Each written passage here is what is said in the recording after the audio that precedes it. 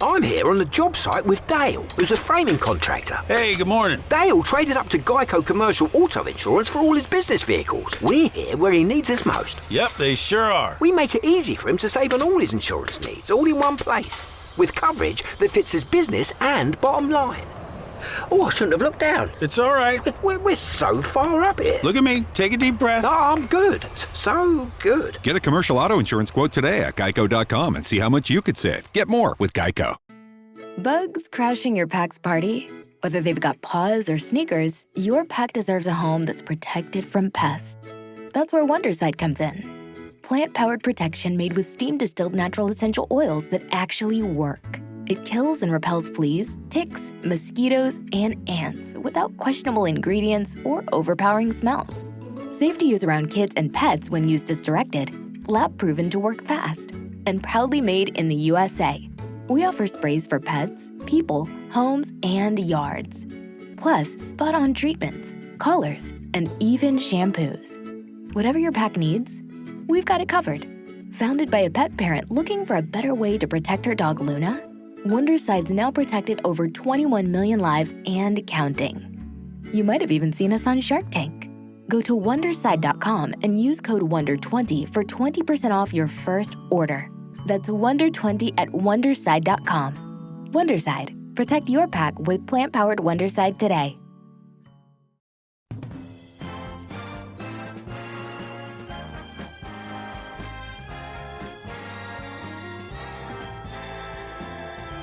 Now, the greatest radio shows of all time.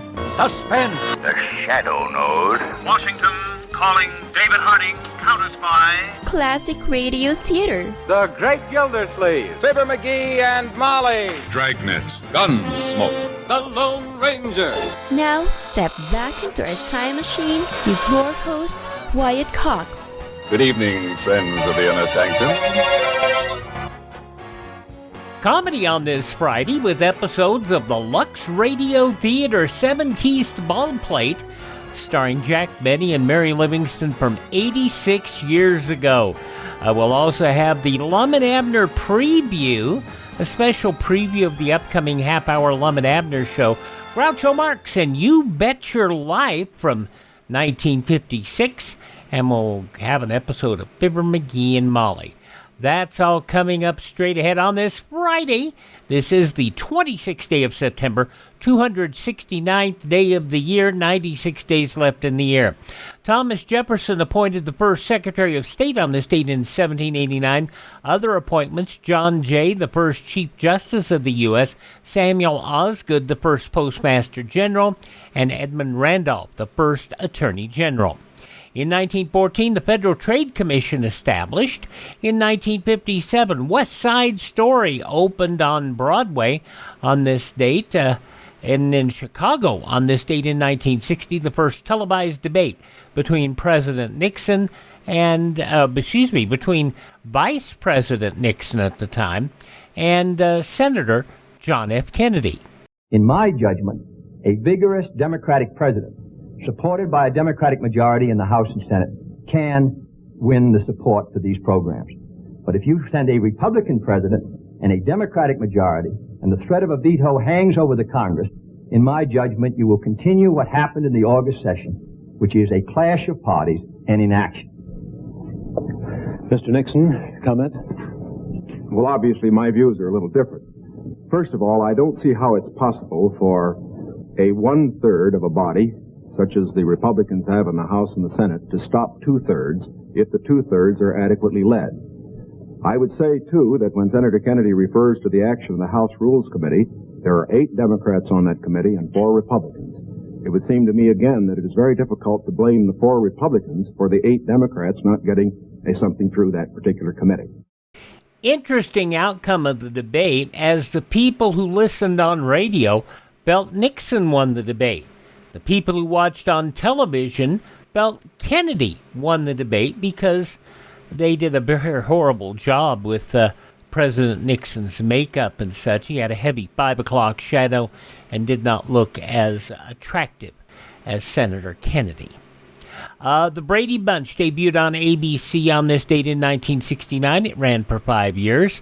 The Laguna Fire started in San Diego. 775,000 acres burned. In 1973, the Concorde made its first nonstop crossing of the Atlantic in record time. In 1981, Nolan Ryan set a major league record by throwing his fifth no-hitter. In 2000, anti-globalist protests in Prague turned violent during the International Monetary Fund and World Bank summits. It was 5 years ago today President Trump nominated Judge Amy Coney Barrett to the Supreme Court to fill the seat left vacant by the death of liberal icon Ruth Bader Ginsburg, Barrett describing her judicial philosophy.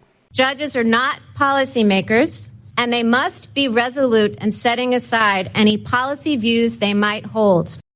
Barrett was confirmed the following month. It was on this date 3 years ago today, 2022, NASA spacecraft DART rammed an asteroid at blistering speed in an unprecedented dress rehearsal for the day a killer rocket menaced Earth. Johns Hopkins Applied Physics Laboratory system engineer Elena Adams said this test should make every Earthling sleep better. As far as we can tell, our first planetary defense test was a success, and I think we can clap to that, everyone. Right? Yes, we're all happy. And it was last year on this date, Hurricane Helena made landfall in Perry, Florida as a Category 4 hurricane. 250 people killed, $78.7 billion in damage, the deadliest hurricane in mainland U.S. since Hurricane Katrina. Passing away on this date in history, Daniel Boone. He was a man, a real man. Also, Bela Bartok, the composer. Charles Correll, Andy from the Amos and Andy radio program.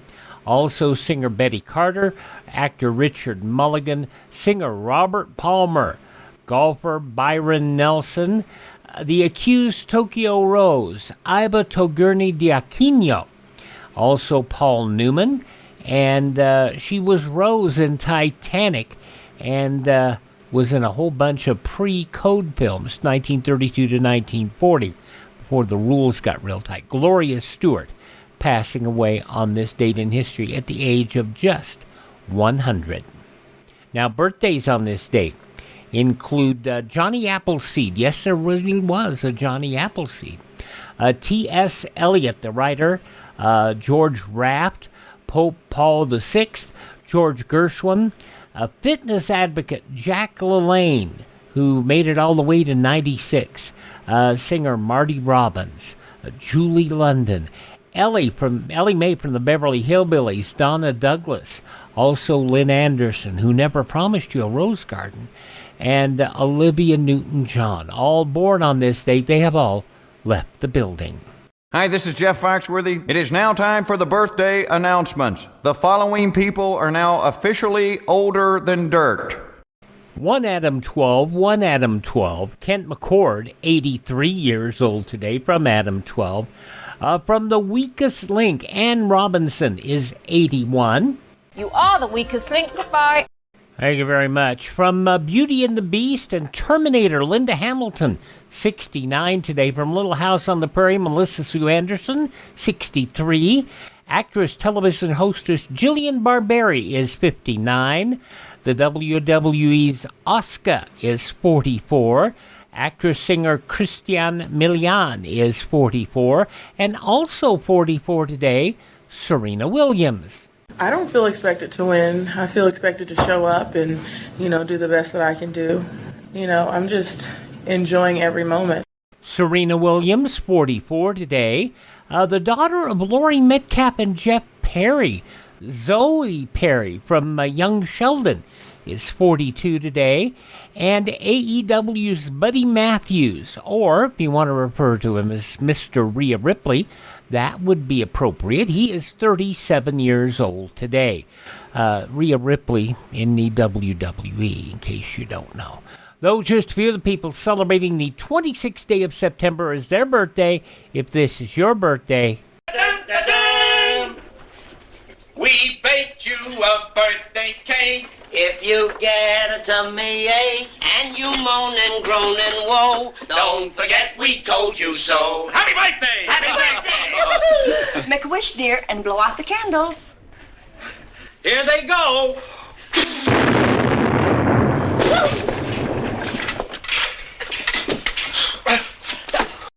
Now we're going to go back 86 years, September 26, 1938, and the Lux Radio Theatre presentation of 7 Keys to Baldplate, starring those serious dramatic performers Jack Benny and Mary Livingston. Bugs crashing your pack's party? Whether they've got paws or sneakers, your pack deserves a home that's protected from pests. That's where Wondercide comes in.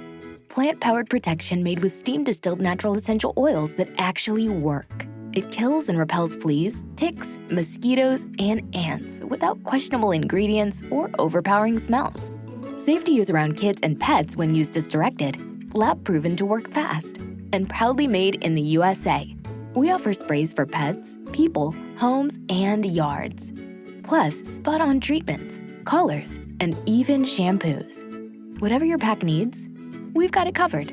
Founded by a pet parent looking for a better way to protect her dog Luna, Wondercide's now protected over 21 million lives and counting. You might have even seen us on Shark Tank. Go to Wondercide.com and use code WONDER20 for 20% off your first order. That's WONDER20 at Wondercide.com. Wondercide. Protect your pack with plant-powered Wondercide today. Civil defense is common sense. Hi, this is Tony Bennett. Make sure you're prepared if a nuclear attack ever comes. All right, we're going to go back 86 years for an episode of the Lux Radio Theatre. Cecil B. DeMille is actually acting in this, or he has an acting role. I don't know if I'd call it acting, but he is. Along with Jack Benny, Mary Livingston, 7 Keys to Baldplate, 86 years ago, September 26th, 1938. Here's the first half of the Lux Radio Theatre. From Hollywood, California, the Lux Radio Theatre presents Jack Benny and Mary Livingston in 7 Keys to Baldplate.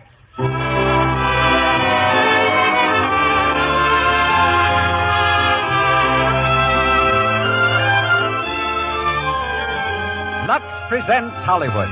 Tonight, the dauntless Jack Benny and the laconic Mary Livingston lead us into paths of peril and adventure. Laughs, chills, crooks, treasure, a damsel in distress, a mad hermit.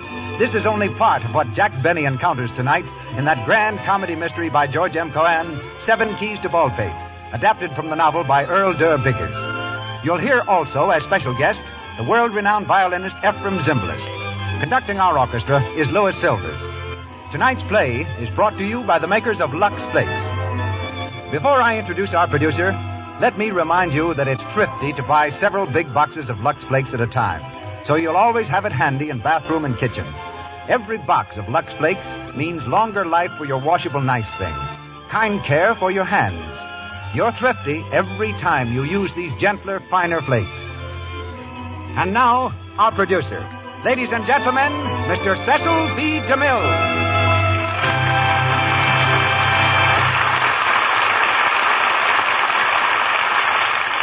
Greetings from Hollywood, ladies and gentlemen. Before we raise our curtain, we wish to advise our listeners that if any important news bulletins on the European situation are received at the Columbia Broadcasting System headquarters, they'll be given you at the intermission during our program. Now to our play and personalities. When George M. Cohan adapted 7 Keys to Baldplate for the stage, he had no intention of starring in it. But just before the opening, he and the leading man met with an accident. The leading man was too seriously injured to go on, so Mr. Cohan, broken collarbone and all, stepped into the breach. When I related these facts to Mary Livingston, she threw back her head bravely and declared that if Mr. Cohan could carry on with such a handicap, she could carry on with Jack Benny. Mr. Benny is not, however, without some talent. He often entertains the guests at his home with his debonair violin playing and witty sayings. He's quite a familiar figure on the streets of Beverly Hills, whizzing past the admiring spectators in his flashy Maxwell town car. And I almost forgot. Mary always brings Jack to her radio program. And when she goes back on the air next Sunday, she'll once again try and have a place for him. For tonight, we've made a special treatment of 7 Keys to Baldplate, which finds Mr. Benny tackling one of the most difficult roles in his career, the role of Jack Benny. And Miss Livingston comes to you in her own interpretation of Mary Livingston. There's another character in our adaptation called Cecil B. DeMille. 1,400 actors in Hollywood have refused my generous bribes to play the part. So there's nothing left for me to do but to play myself. This being the case, my customary duties for the evening will be assumed in part by the highly capable Melville Ruick. And now we light the stage. It's curtain time and start time as the Lux Radio Theatre presents Jack Benny and Mary Livingston in 7 Keys to Baldplate with Cecil B. DeMille. Mr. Ruick, will you set our scene?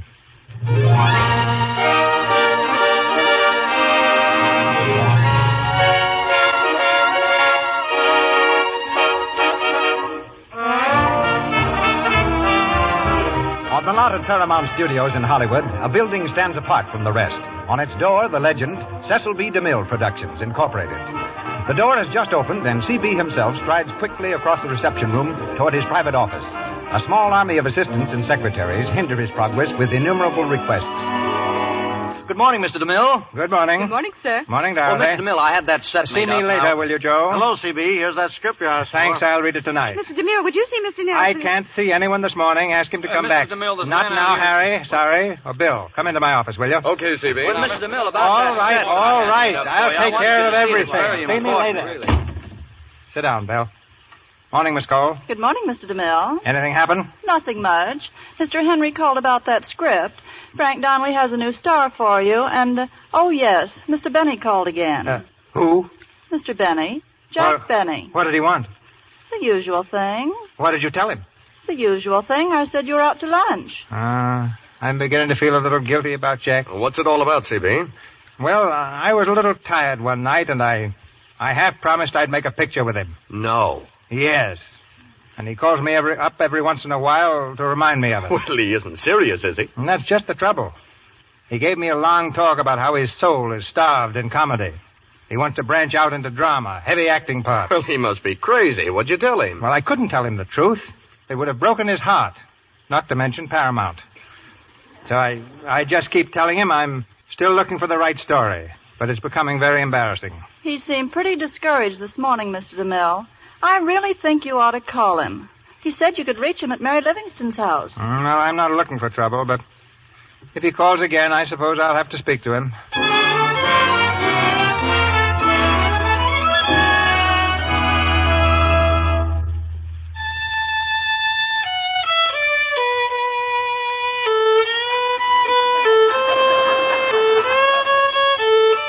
Oh, Jack.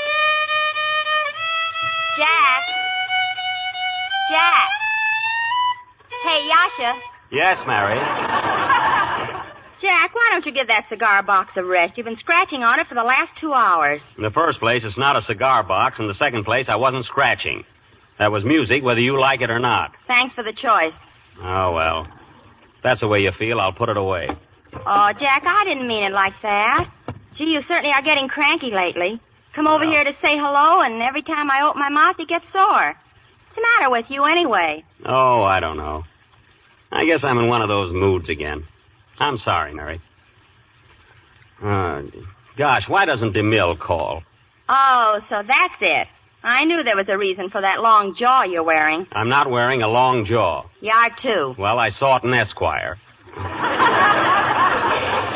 Gee, I've called DeMille about 20 times. I'll bet that secretary never gave him the message. Jack, I hate to be a wet rag, but did you ever think that maybe Mr. DeMille doesn't want to speak to you? Oh, don't be silly. What makes you say that? Well, he certainly goes out to lunch at funny hours.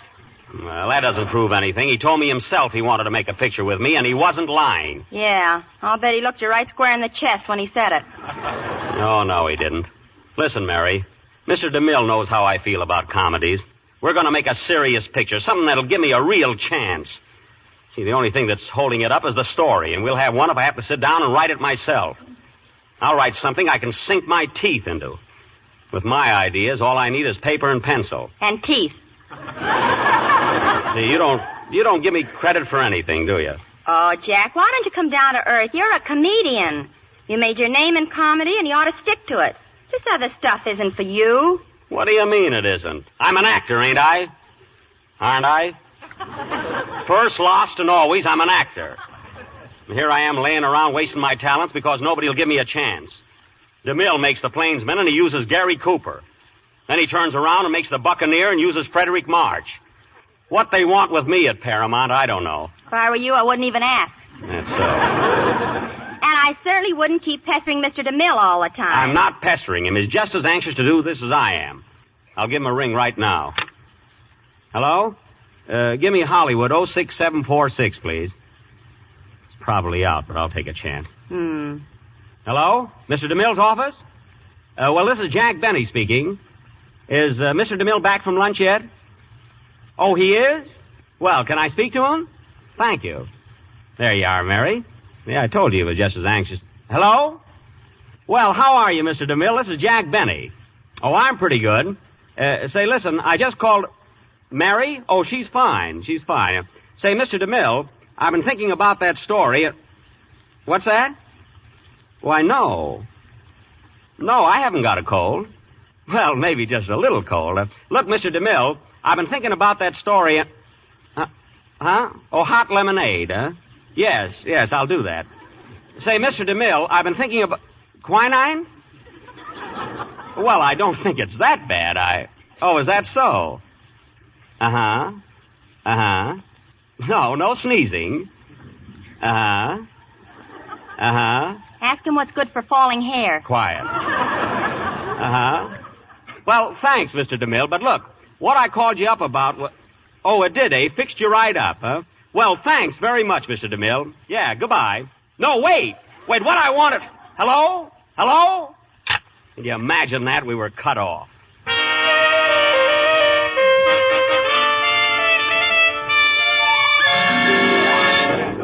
Good morning, Cecil B. DeMille Productions. I'm sorry, Mr. DeMille is in conference. Mr. DeMille is in conference. Call later, please. I'm still not satisfied. Before I start casting a picture, I want to know that the story is right. And this story certainly isn't. Well, it's a perfect part for Gary Cooper, Mr. DeMille. And the character's all right, yes, but he doesn't do anything. What is it, Miss Cole? I hate to disturb you, but Jack Benny is here. Jack Benny? Didn't you tell him I was in a story conference? Yes, sir, but it didn't do much good. He thinks it's about a story for him. Oh, I was afraid of that. Well, send him in. Yes, sir. Come in, Mr. Benny. Oh, thanks. But hello, C.B., how are you? No, I'll pull through. Sit down, Jack. Thanks. You know Mary, don't you? Of course I do. Glad to see you, Mary. I just want you to know, Mr. DeMille, that I'm not here of my own free will. He dragged me. Oh, stop it, Mary. You know, C.B., Mary thinks I'm making a pest out of myself. You better tell her. I don't think that's necessary. Oh. Well, how's it going, C.V.? Miss Cole told me you were having a story conference. That sounds like pretty good news. It might be if we had a story to confer about. Nothing doing yet, Jack. Oh, I see. Well, that's too bad. You know, Jack, I've been thinking. Here you and I have been stalling around, wasting all your time, and we're not getting any place. Maybe you ought to try some other producer. What? You mean walk out on you? I'm not built that way, Mr. DeMille. I'm not a quitter. I'm the kind of an actor who sticks. What? I said sticks.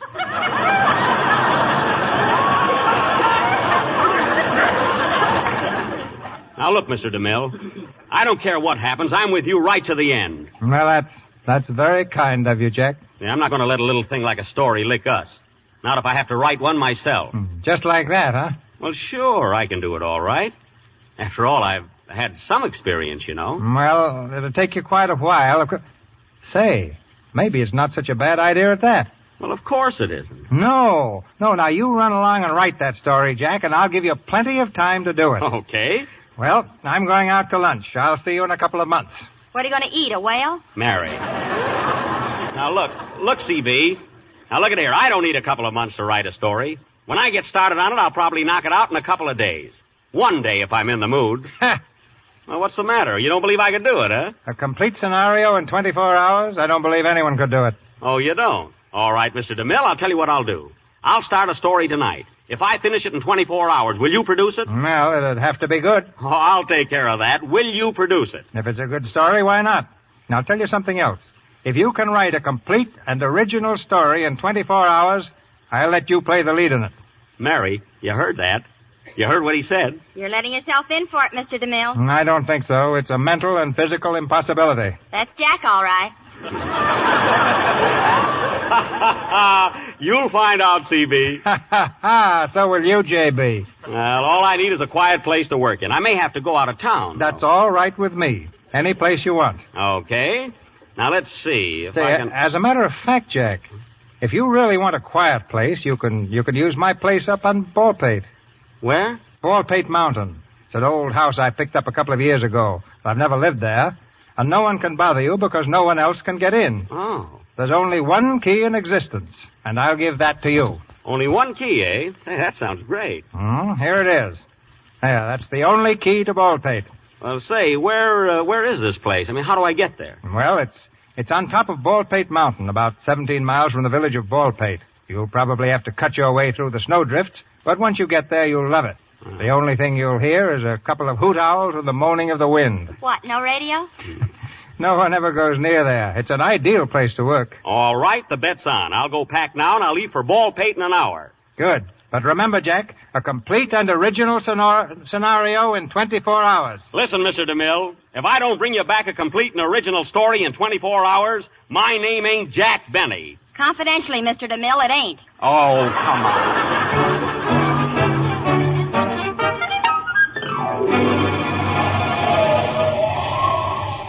Well, this is it, Mr. Benny. This is Baldpate. You got that key? Right here. Say, it's kind of dark up this way, isn't it? Yeah, sure is. Belinda and me is the caretakers of this place. We don't get over more than 2 or 3 times a year. If you ask me, that's 2 or 3 times too much. Now, you hush, Belinda. Hush up. Go on in, Mr. Benny. I'll make a light for you. Ought to be an old oil lamp around here somewhere. Well, hurry, Jed. It's black as pitch. Say, Mr. Benny, you ain't really set on staying here all night, are you? I certainly am, Mrs. Waller. Oh, but you don't have to stay, do you? Well, in a way, why not? Why not? Jed, he asked why not. I'll tell you why not, Mr. Benny. Now, hush up, Belinda, hush up. No need to go worrying him with all those tales. Why, it's 20 years or more since old man Crummett passed away. I never did believe in ghosts anyway. Say, who was this old Crummett? He owned this place. May heaven help him. But he's dead now. Dead and gone in his grave these 20 years. In his grave? When he ain't out of it. Now, hush, Belinda, hush up.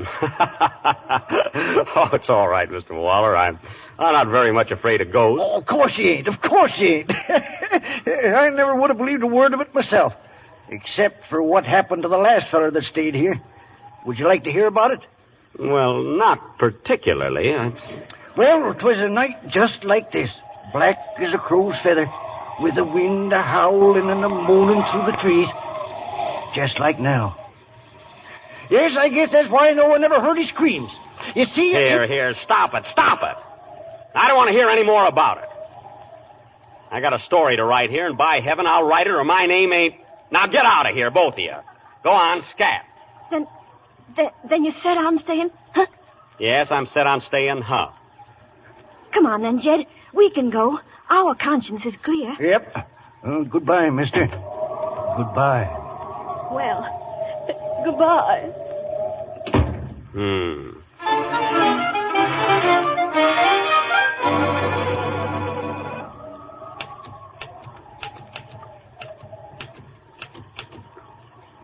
Let's see. The scene is in the library at night. The girl walks in, suddenly discovers her. Yeah, that's it, I think. Who's that? Who's out there? Who's outside that door? Hiya, Morgan. Gee, it's dark in here. Who are you? It's okay, Morgan. I'm Cookie Bland. That's fine, but I'm not Morgan. How'd you get in here anyway? Why, come through the door.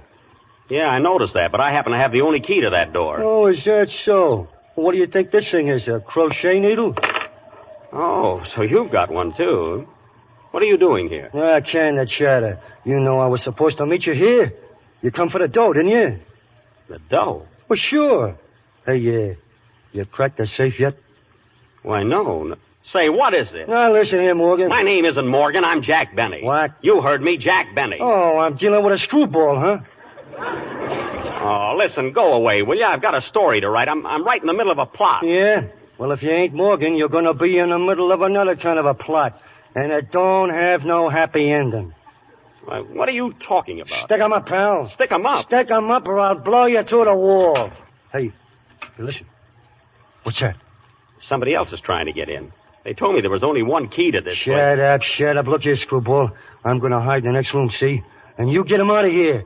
And don't mention nothing about me being here, see? Because if you do, it's curtains. You understand? Curtains. Curtains. Right.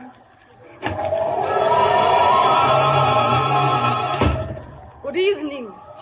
Well, good evening. Who are you? Who are you? Now, I asked first. Oh, never mind that. How did you get in here? Well, no trouble at all. I had a key. You lie. There is only one key to Baldplate, and I have it. Well, it sure gets around. Now, listen, miss, I'm a very busy man. I came here to write What is your name? My name is Jack Benny, I think. Please, this is no time for jokes. All right, then have it your own way. My name isn't Jack Benny. It's Morgan. Morgan? Yes, Morgan. Put up your hands. Put them up. Say, this is getting a little bit monotonous. I am going to kill you, Mr. Morgan. Hey, wait a minute. Don't shoot. I'm not Morgan. I only said that because the other fellow told me if I wasn't Morgan... What other fellow? Huh? What other fellow? There is someone else here? Oh, no. It's a fellow I met last week. He's in the curtain business. But I'm not Morgan. You gotta believe me. Very well. It is good for you that you spoke in time. Well, thank you. Wow. Well, maybe you'll tell me what this is all about. I mean, why do you want to shoot Mr. Morgan? Why? Because he is a beast. Because he is planning to rob me of my inheritance. Listen, do you know who I am? My name is Crummett. Rita Crummett. Not one of the grave-walking Crummets. No. I see someone has told you about my grandfather. Yes, casually. 20 years ago, my grandfather died very mysteriously. When he died, he left over $100,000. No one ever received a penny of it. Do you know why? He forgot to put stamps on the envelopes. No one knew where it was. But recently, some new facts have come to light. Facts which prove definitely that the money is still in existence. That it is buried here in this very house. $100,000 in this house? Yes, and it is all mine. All mine, do you hear? Faintly. But a man named Morgan knows of this, too. He is planning to come here, to take the money, to rob me. Oh, you must help me. Well, I'd like to, yes. But I have a story to write, and I've only got about 3 minutes. Listen.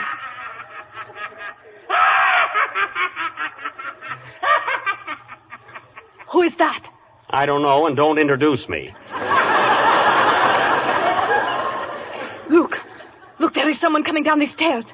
He is carrying a lantern. Who's down there? Who's down there? Shall we answer him?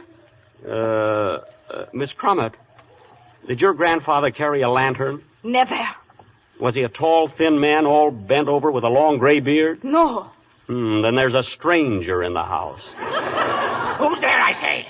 It's us. What are you doing here? Who's that woman? I don't like women. Now, just a minute, my friend. If you'll come out from behind that beard, I'd like to ask a couple of questions myself. I mean, how did you get in here? I came through the back door. There is no back door. I made one.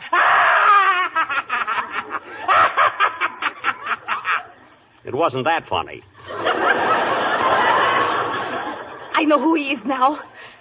He is the hermit of Baldplate Mountain. He is crazy, a maniac. Oh, so you're a hermit, eh? Yes, I am. I live alone, but I don't like it. Get that woman out of here. I can't stand women. I hate women. I hate all women. How about Hedy Lamarr? I don't like her either. Boy, you are nuts. Mr. Benny, please, do not joke with him. Shh. They're coming. Do you hear the drums? Rat-a-tat, rat-a-tat. They're coming. Legions upon legions. Marching marching, marching, closer and closer, legions upon legions, and they're all dead.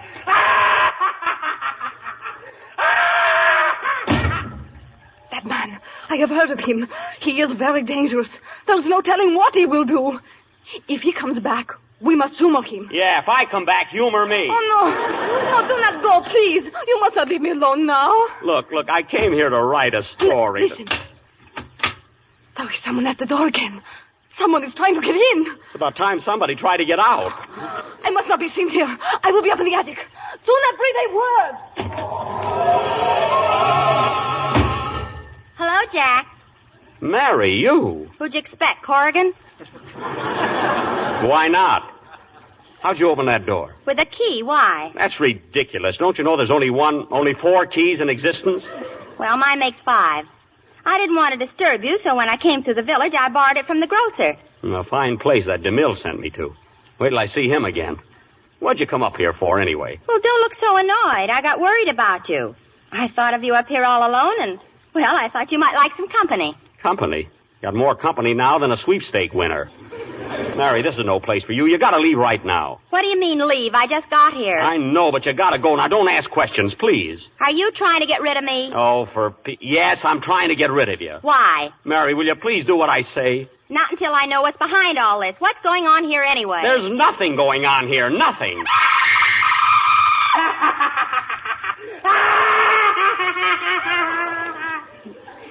Well, boy meets girl.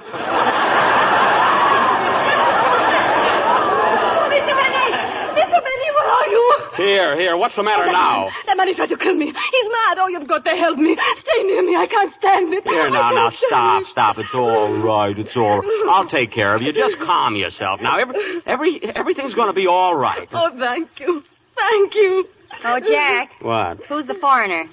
Her name is Rita Crummett, and she's in a lot of trouble. I'm trying to help her out. Miss Crummett, this is Mary Livingston. Oh, how do you do? I am very pleased to meet you. I'll bet you are.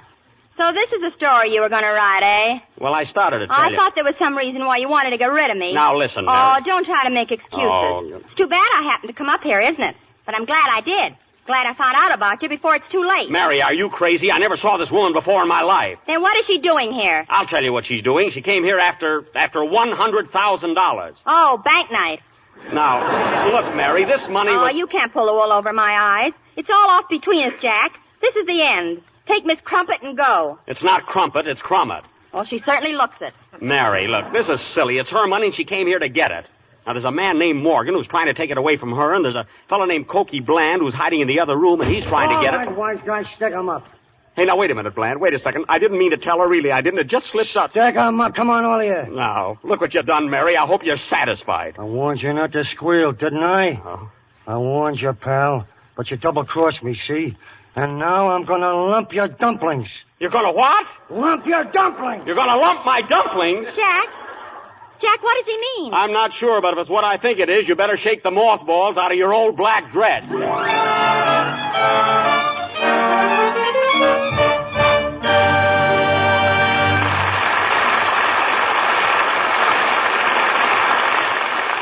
We return in just a moment to the second act of 7 Keys to Baldplate, starring Jack Benny, Mary Livingston, and Cecil B. DeMille. Now for a brief intermission, during which we overhear your friends, the Browning family. In their living room, Mr. Browning is discovered checking over the month's bills. Dot sits by the window sewing. Betty has the radio tuned in to Flatfoot Flutie, while Dad is vainly trying to add a column of figures. 26 and 43 is... Quiet. Isn't it enough that I have to pay the bills? Or do I have to add them up in a madhouse, too? What bills, Dad? What bills? These bills. What on earth does this family do with stockings? We hang them up at Christmas and wait for Santa Claus. Well, you're looking at Santa Claus right now. But I can't be Santa Claus on stockings much longer. In fact, I don't think I'll buy another pair until you tell me why you can't make them last. Why, Dad, stockings just wear out. They pop runs and... Oh, Betty, if you'd only wash your stockings the way I told you. Yeah, Dot, I know. Every night in Lux. Don't forget the Lux. It does make a difference, Beth. My stockings last lots longer than yours. On account of this elasticity you're always talking about, I suppose. Stockings should stretch and then spring back. Oh, I wish this budget would. Honestly, Betty, it's dopey to wash stockings the way you do. Come on, be a good egg. Use Lux and help Dad out with the bill. Is somebody in this family actually going to do something to help me? Mother! Mother! Come quick! It's a miracle. That's what it is. A miracle. Yes, the girl who wears the stockings and the man who pays the bills are both thankful for Lux Flakes. They cut down on costly runs and protect the beauty and fit of your stockings, too. Wash your stockings after every wearing in gentle Lux Flakes. To save money, buy the big box. 86 years ago, September 26, 1938, the Lux Radio Theatre on Classic Radio Theatre with Wyatt Cox. Bugs crashing your pack's party? Whether they've got paws or sneakers, your pack deserves a home that's protected from pests. That's where Wondercide comes in. Plant-powered protection made with steam-distilled natural essential oils that actually work. It kills and repels fleas, ticks, mosquitoes, and ants without questionable ingredients or overpowering smells. Safe to use around kids and pets when used as directed. Lab-proven to work fast. And proudly made in the USA. We offer sprays for pets, people, homes, and yards. Plus, spot-on treatments, collars, and even shampoos. Whatever your pack needs, we've got it covered.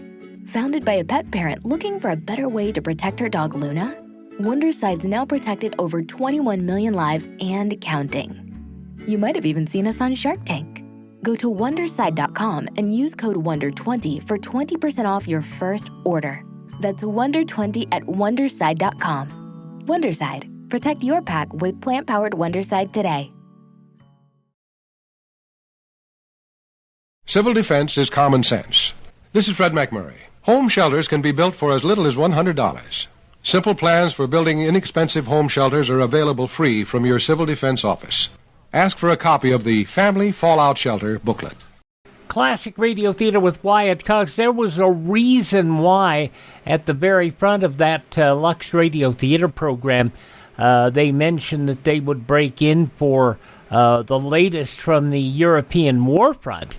And, of course, in 1938, the U.S. was not directly involved in the war, but at that time, Czechoslovakia rejecting Hitler's terms for union of Sudetenland with Germany, Paris, cabinet speeding information to London, unanimous vote declaring Hitler's terms unacceptable without guarantees for the new Czechoslovak frontier, Hitler speaking that night, and Mussolini threatening to take military measures if other nations continue to mass armies. It was the war was ramping up. British and French statesmen facing with finding a solution of the Czechoslovak crisis before Hitler's deadline of October 1st adjourned their conversations in London after midnight, and they prepared to thresh out the problems in the morning. They were expected to draft a joint note to Hitler and ask him to modify his demands upon the Czechoslovaks and give them more time. They were not optimistic, and of course, we know how all of that came out. So, yeah, there was already a focus on Europe and the eventual involvement of the United States in what would become World War II. Let's get back to the conclusion of the much lighter Lux Radio Theatre 86 years ago, September 26th, 1938. We continue with 7 Keys to Baldplate, starring Jack Benny, Mary Livingston, and Cecil B. DeMille.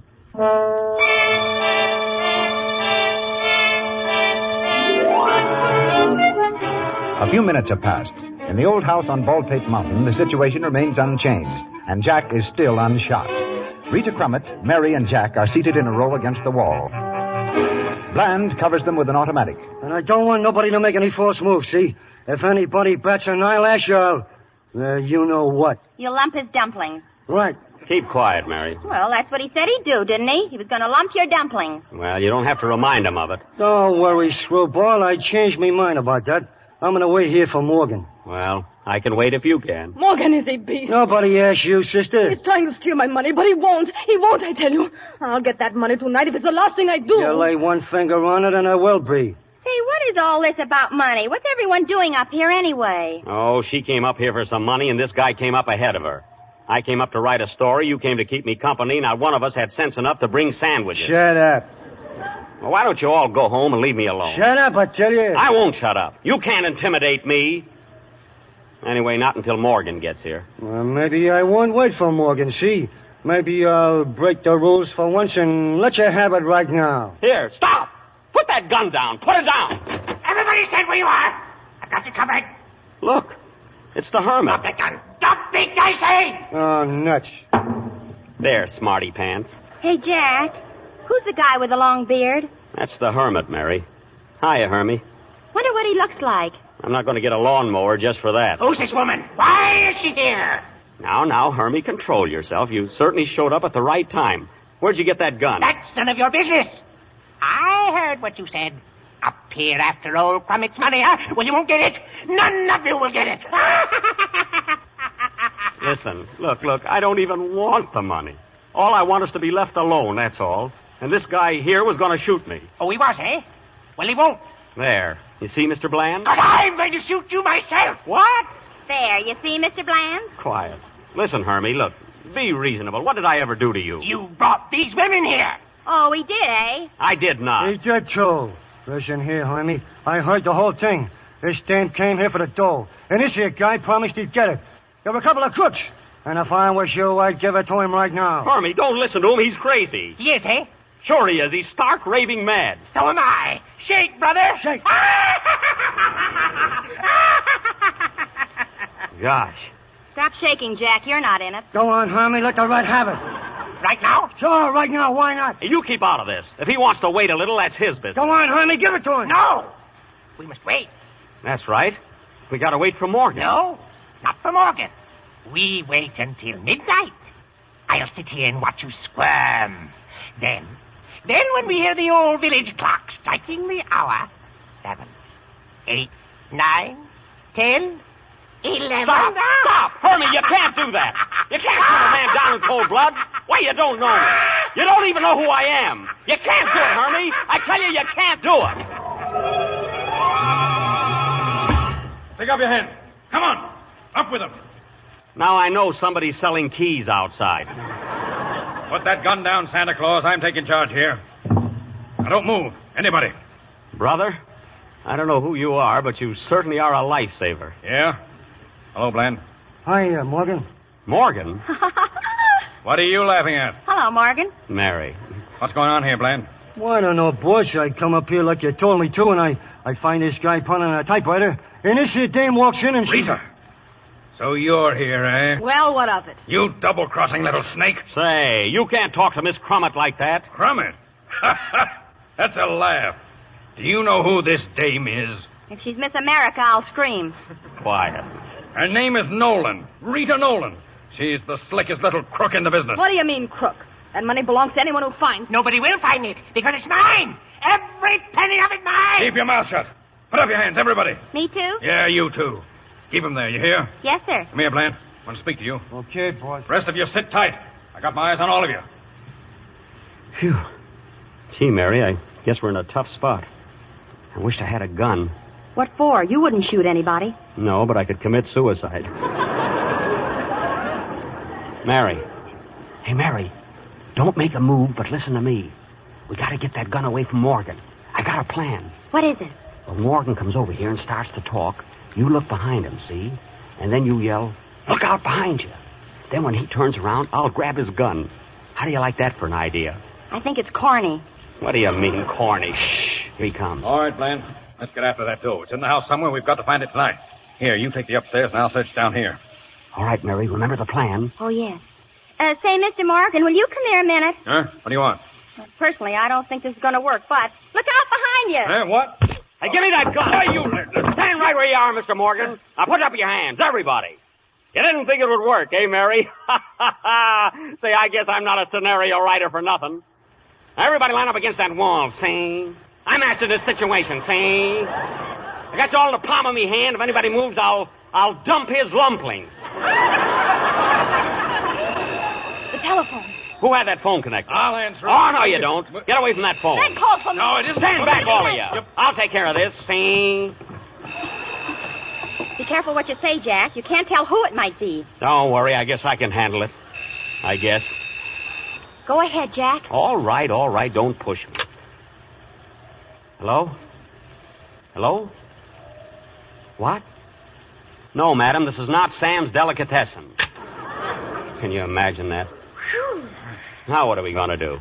Anyway, I've still got the gun. We're going to stay here until I can reach the police. Police? Yes, and we have to wait here all night. Jack, why do we have to sit around waiting for the police? Why? Because nobody knows we're here, because I'm not a mental telepathist, because we haven't got a shortwave radio. Well, we have a telephone. Why don't we call them? Well, I'd have thought of that, too. I'll call them right now. Now, don't move, anybody. Hello? Hello, operator. Give me the police department and hurry. You're making a mistake there, buddy. You don't say, huh? Well, you made a mistake when you walked in here and tried to push me around. Hello? Is this the Baldplate Village Police Station? Well, this is Jack Benny, and I'm up on Baldplate Mountain. Yes, Jack Benny. What do you mean a gag? I tell you... What? All right, then you can be the King of Bulgaria. I'm still Jack Benny. The King of Bulgaria. Let me talk to him, Jack. Okay. Now listen, Your Majesty. Give me that phone. Now get this. I'm up here on Baldplate Mountain. I've got a... Yes. Yeah, I know that. Look, I know no one lives on Baldplate. That's why I'm here. No, I'm not crazy. Hello? Hello? Hello, listen. Hello? Can you beat that? He hung up. I'd like to go down there and stuff that phone down his throat. Why don't you? And let all these crooks walk out on me? Oh, no. Don't worry about them. You leave the gun with me, and I'll keep school till you get back with the cops. Now, don't be ridiculous. You couldn't handle this mob. All alone and everything. Sure I could. If anybody tried to get out, I'll do that stuff with the dumplings. Give me the gun. Oh, I don't like this. Suppose something happened. Nothing's going to happen. Go ahead, Jack, and get back here as soon as you can. Well, all right, but keep your eye on him. I'll be back in an hour, and I'll have the whole police force with me.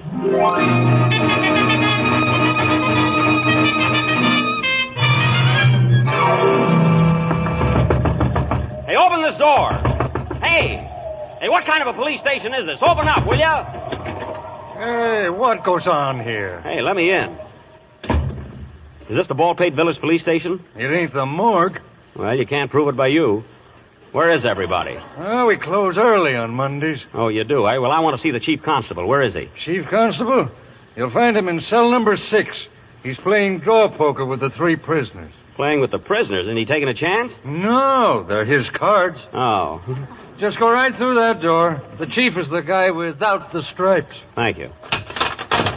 Okay, Chief, I'll raise that bid. It'll cost you a dime to see him, Chief. And it'll cost him another dime to see me. Hey, say, Chief, can I interrupt you for a minute? I'm the guy that called you up about an hour ago from Baldplate Mountain. Oh, yeah? I came down here to tell you there's a gang of desperate crooks up there, and you got to do something about it. Crooks, eh? Yeah. What do you got, Joe? 3 kings. Hey, will you wait a minute? I just left them. I got 3 aces. Your pot, Chief. Look, I just left them up there. They're being held by Mary Livingston. They're dangerous, Chief. You got to come right away. Whose deal is it? My deal, Chief. Look, will you listen? One of them's going to kill me at 12 o'clock on the dot. He's a maniac. And if he misses me, there's 3 others who won't. Well, I can't quit winners, can I? Oh. I'll open a new deck. Take out the 2s and 3s. Look, Chief, I hate to be a kibitzer, but this is a matter of life and death. Who opened? You did. I did not. You did, too.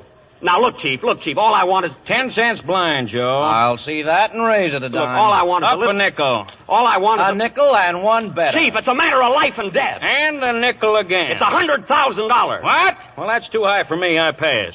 Wait a minute. What did you say? $100,000 on Baldplate Mountain. Well, what are we sitting around here for? That's what I've been trying to tell you. There's a whole gang of crooks. They're after the money. Not while Kennedy is chief constable. Can you show me the way? Follow me. Then let's go. I've kept this county clean of crooks for 10 years. And by heaven, it'll stay clean. Then come on. Wait. Where's my holster? Here it is, Chief, hanging on your chair. Hurry up. Is my gun in it? Yes, and 2 aces. Let's go.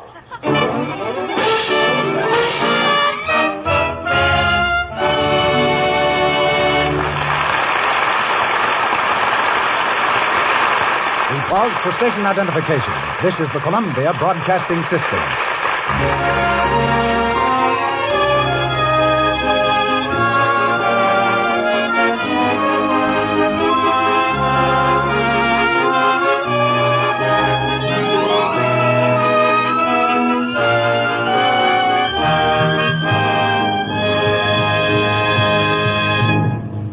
This is the Lux Radio Theatre, ladies and gentlemen, brought to you with the good wishes of the makers of Lux Flakes.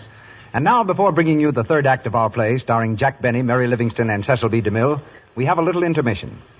During the week, one of the most distinguished violinists in the world, Mr. Ephraim Zimbalist, boarded a plane and headed west, just to be with us tonight, a tribute for which we're most grateful. Due to the insidious machinations of Jack Benny, All violinists have fallen into a mild sort of disrepute, and especially a certain composition for the violin written by Schubert. A composition spelt B as in Benny, E, E. Like a knight of old, aglow with the fierce flame of vengeance, Mr. Zimbalist is here to right ancient wrongs and to play the B with some regard for Mr. Schubert and the sensibilities of listening America. At last, Mr. Benny is cornered. Mr. Zimbalist, are you ready? Thank you, Mr. Wick, but there's no hurry. Let him suffer for a while longer. Well, why not? Oh, by the way, Mr. Zimbalist, what do you think of Jack as an actor? I find a remarkable similarity, Mr. Wick, between Mr. Benny the actor and Mr. Benny the violinist. Even as an actor, he insists on playing in 7 keys. Mr. Zimbalist, shucks, I play the violin, too. Maybe you heard me in The Buccaneer. I was the pirate who played the violin for Frederick March to soothe his nerves. Oh, is that so?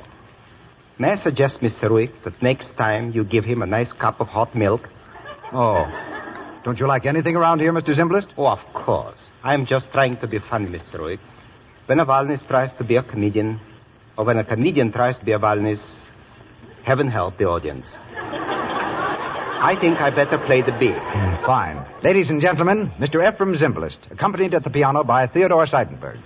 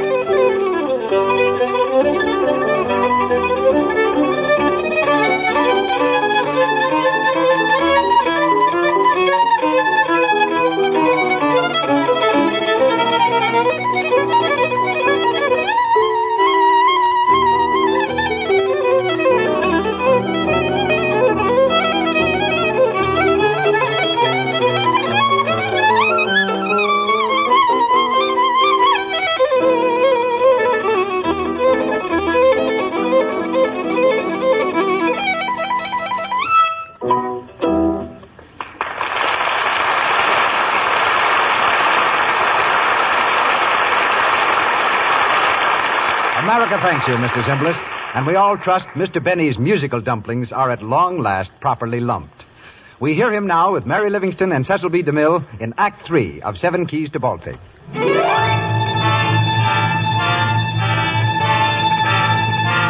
An hour later, Jack Benny has enlisted the aid of the Baldplate Village Police. A car containing our hero and the chief constable pulls up the rugged mountain road, comes to a stop just outside of the old house. There's the house, Chief Kennedy. All right. Now, don't get excited. We're around the whole bunch of them up. Come on. Wait. Gosh, I forgot. We can't get in. I came out without the key. Oh, don't worry about that. I got one. Oh, you have? Well, don't lose it. They're awfully scarce. Hey, look. Huh? What's the matter now? Gee, I left the light burning in that room. Now it's dark. All right. Take it easy. I've got a flashlight. We'll break in on them and take them by surprise. Ready? Right. Now. Put them up, everybody. Wait a minute. Why, there's nobody here. Hey, Mary. Why, they've all gone. They can't be gone. We just seen them coming down the mountain. Say, I thought there was something screwy about you. But I'm not screwy. They must be somewhere in the house. You look upstairs and I'll take the cellar. Okay. Here, take this other gun out of my hip pocket. And if you see anybody, shoot first. Gee, I hope nothing happened to Mary. Mary, are you in the cellar? Mary, if you're down here, turn on a light. I can't see a thing. Mary. Hello, Jack. Oh, Mary, you're safe. Where are you? I can't see. I'm over here, Jack, sitting in a rocking chair. Oh, I thought something happened to you. Well, get out of that chair and come over here. Okay, but you'll have to untie these ropes first. What ropes? You mean you're tied to that chair? I couldn't help it, Jack. Really, I couldn't. I might have known this would happen. Let me get those ropes. Who did this? Mr. Morgan. Oh, Morgan, eh? Yeah, right after I dropped the gun. Oh, you dropped the gun. Well, I couldn't help it. I was standing there covering him just like you told me. And all of a sudden, Morgan yelled, "Look out behind you." And when I turned around, there was nobody there. Yeah. Yeah, I guess that trick is better than I thought it was. Oh, shut up. Hey, listen, they're all upstairs again. Come on, slip out of those ropes. I'm ready. Up the stairs, quick. Jack, maybe we better not go up there. Well, what are you talking about? I brought the law back with me. Kennedy's taking charge. He'll have those crooks in jail in an hour. But don't end up in a card game. Come on. Shut up, everybody. Shut up or I'll plug somebody. Now, what goes on, Chief? You got the whole crowd, huh? And I got the money, too. It's in that big bag on the floor. That's my money. It's mine. Quiet, Hermie. You. I'll get you at 12 o'clock. 12 o'clock, eh? You got to get free first. Where'd you find the money, Chief? That hermit dug it up. This woman took it from him, Bland took it from her, Morgan took it from him. And I'm taking it from all of you. Put that bag down. Give me that bag. It's mine. Don't let her take that. Keep your hands off. Put down that bag, Drop Morgan. that bag, all of you. Drop that bag. The law's here now.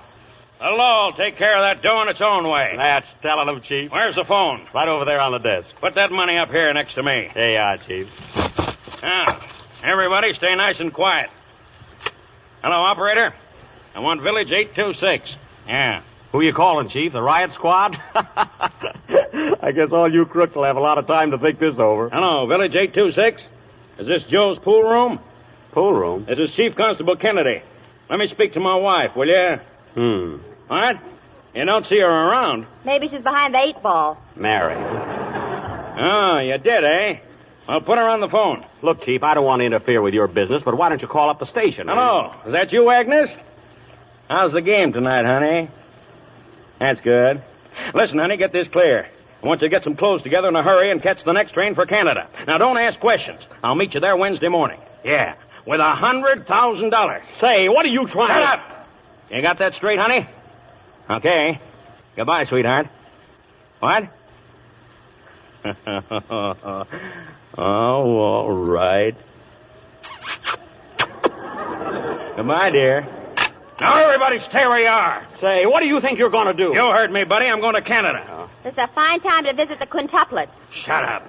You can't get away with this. I'll have the law on your trail in 3 minutes. No, you won't. I took care of that. There's 4 of my boys guarding the mountain road right now, with orders to shoot anybody trying to leave. You're all going to stay right here until I get a head start. Then you can do what you want. You certainly are a fine cop stealing that money. Yeah. Why don't we divvy up, even Stephen? You keep out of this. Why shouldn't I steal it from a gang of crooks like you? It's one chance in a lifetime to get this much dough, and I'm going to grab it. Yeah. I'm going to live in a marble hall and eat off gold plates and send my 2 boys to college. What do you think of that? You won't get away with it. I'll shoot you dead. You're second on my list right now. Come back here, you. Shoot. Go on, shoot. Missed me. He's gone. He's loose again. A fine mess you made out of this, Mr. Kennedy. Keep quiet. Why, that man's a maniac. He's crazy. He's going to kill me at 12 o'clock on the dot. If he bumps you off, he's not as crazy as I thought. Listen, Kennedy, you'll never get away with this. Hand over that dough. Stand back, you. that money. Where you, Doc? Get away from me. Get away or I'll plug the whole bunch. Get away. Come on, everybody, grab him. Everybody, stand right where you are. Put up your hands. Go on, put them up, everybody. Mary, look who it is. Look. Who are you? I'm Cecil B. DeMille, the owner of Baldplate. 2 policemen refused to let me pass, and I shot them dead. Oh, this isn't true. Why, it can't be true. What's the matter here, Jack? Who are these people? How'd they get in here? Gee, I don't know. Have they disturbed you in your work? How are you getting on with your story? How am I getting on? It's a nice question. Fine place you sent me to. Nothing but ghosts, crooks, murderers, maniacs, and now a director. You told me there was only 1 key. This place has more keys than a grand piano. But, Jack... You win, I lose. 24 hours. Well, I couldn't write a story in this joint in 24 years. Well, what's the matter with you? What are you all laughing at? Hey, what goes on here, anyway? I just want to tell you, Jack, I hope you're not going to be mad, but the whole thing was a joke. What was a joke? I sent all these people up here just for a gag. A gag? That's right. This girl you thought was Rita Crummett. Her real name is Eve Forsythe. I used her in my last picture. How do you do, Mr. Benny? Well, this is the darndest thing. Cokie Bland isn't a crook. He isn't even Cokie. He's my old prop man. How are you, Mr. Benny? Well, this is very funny. Morgan here is an actor I've been using for years. His name is Jones. Jones? Well, what an odd name. Kennedy isn't a real chief constable, but he's a real actor. Well, thanks, Mr. DeMille. I'd say he's a real actor. He certainly had me going. Well, this is quite a surprise. And, of course, Mary was in on the whole thing from the start. Oh, she was? Hello, Jack. Mary.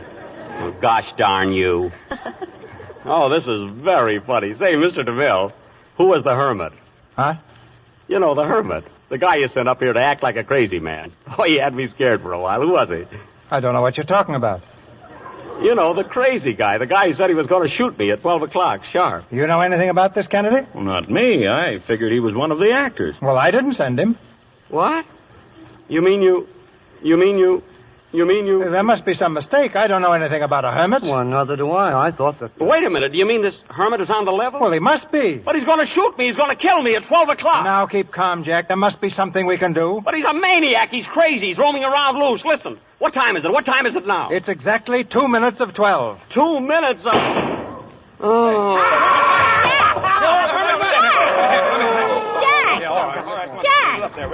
Jack, look at me. Are you all right? He got me, Mary. He got me. Mary, Yes, Jack. tell DeMille. Yes, yes. Tell DeMille. What, Jack? Tell DeMille what? Tell DeMille his watch is 2 minutes slow.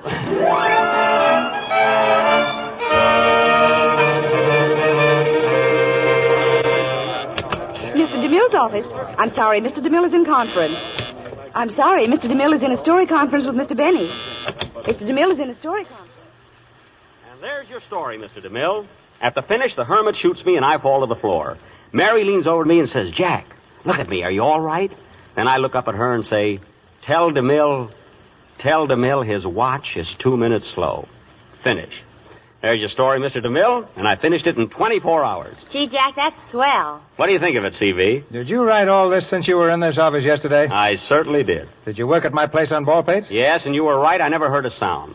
But I used it for the locale of my story and brought in a lot of crooks and things. Well, I even put you in it. I had you come in at the finish to tell me it was all a gag. Yeah, I know. And I wrote a part for Mary, too. Well, how do you like it? It's very good, Jack. Thanks. Now, you remember your promise, CV. You said you'd produce it. I certainly will. There you are, Mary, you see? Gee. And Gary Cooper is just the man for it. Gary Cooper? Now, wait a minute, Mr. DeMille. You said I could play the lead in it. I said you could play the lead if it was an original story. Well, it is original.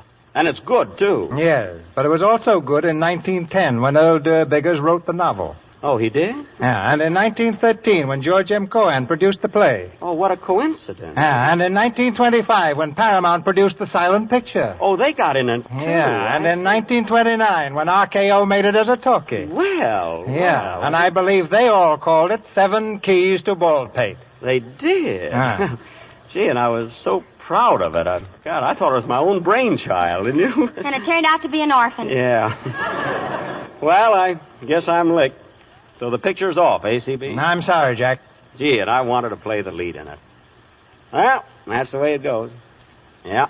Come on, Mary, let's go home. Wait a minute, Jack. You've still got a chance. Grab that script. What for? We'll take it over to Walt Disney. He'll produce it. Gee, Walt Disney. Say, there's an idea. Come on, let's go. Walt Disney. So long, Jack. Quack, quack, quack, quack, quack. Quack, quack, quack, quack.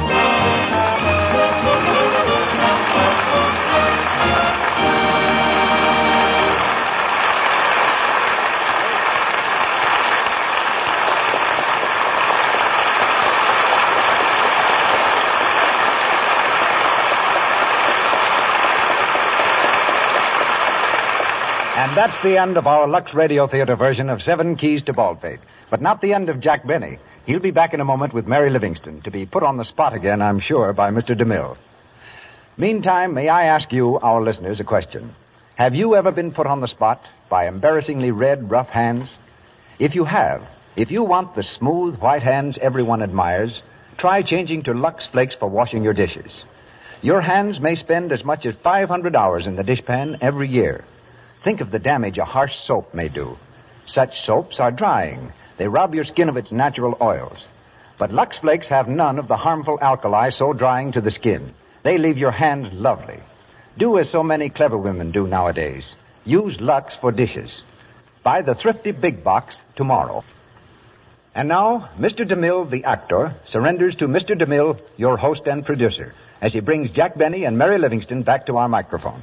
Thank you for that word, actor, Mr. Rick. And now a brief exchange of opinions with the man of the hour. Oh, Jack, Mr. Benny. Mary, where's Jack? He's in the next room taking off his makeup. Makeup? Well, Mary, does he use makeup on radio? Well, Jack has to on account of mic fright. Mic fright? What's that got to do with it? When he doesn't put on makeup, he frightens the mic. I see. Here he comes now. Hey, Jack, Mr. DeMille wants you. Oh, yes, Mr. DeMille. Well, Jack, now that it's all over, I've got to admit that tonight's acting was superb.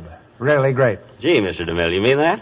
I certainly do. It was brilliant. Well, then there's no room for an argument there. Thanks. I thought I was pretty good.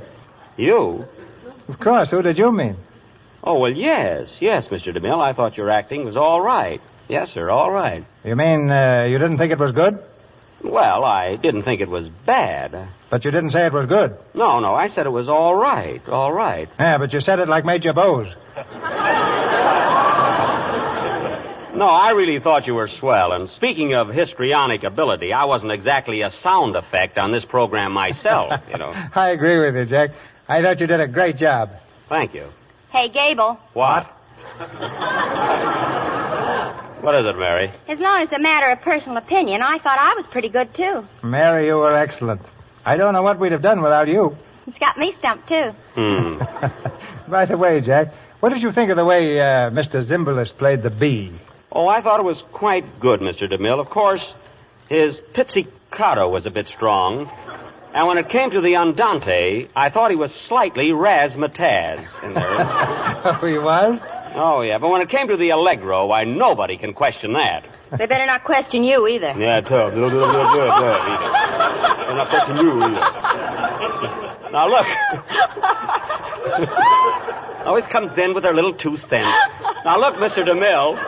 Now that it's all over, let's be serious. How about my playing the leading role in your next picture? I've been looking forward to it, and I know I can do it. Why, I've been riding a horse 8 hours a day just to get in shape for the part. Well, you've been practicing on the wrong kind of a horse, Jack. Union Pacific is the story of an iron horse. The thing I rode wasn't made of feathers, Mr. DeMille. But, Jack, you've got it all wrong. An iron horse is a locomotive. Union Pacific is a railroad story. Oh, a railroad story, Mr. DeMille. Railroads are right down my alley. That was before you moved to the new house. Well, if it means a part in the picture, I'll move right back. How about it, Mr. DeMille? He'll think it over. You stay out of this. What do you say? Mary's right. I'll think it over. Okay, that's good enough for me. By the way, I want to wish you good luck on the opening of your new Jell-O series next Sunday night. You too, Mary. Thank you, Mr. DeMille. Thank you. Oh, Mr. DeMille, I still think you're right about my trying to be a dramatic actor. I'll wash my hands of the whole thing. And to show you there's no hard feelings, I'll do it with Lux. Well, I guess we'll be running along. Come on, Mary. Okay. Say, Jack, didn't it seem strange working tonight after our long vacation? It sure did. But I got a lot of laughs tonight, didn't I, Mary? Yeah, tuck in your shirt tail and let's go home. Oh, good night. See you Sunday. Good night, Hamlet. Good night, Mary.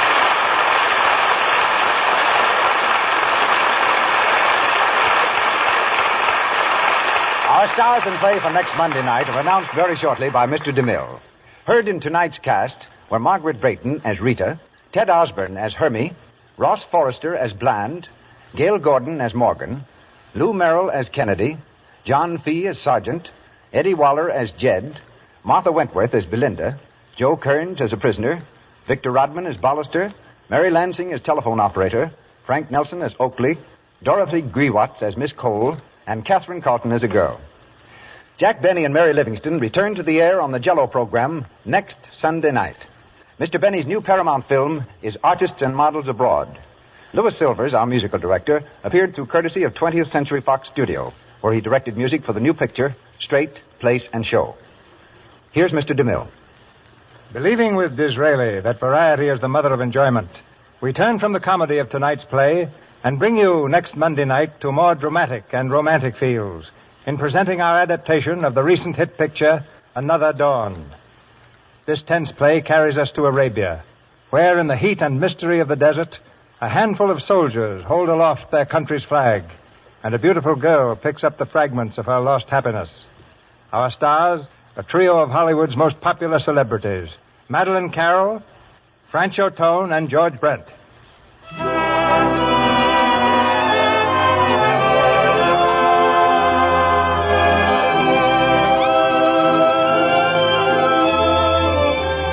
Our sponsors, the makers of Lux Flakes, join me in inviting you to be with us again next Monday night when the Lux Radio Theatre presents Madeleine Carroll, Francho Tone, and George Brent in another dawn. This is Cecil B. DeMille, the former actor, saying good night to you from Hollywood.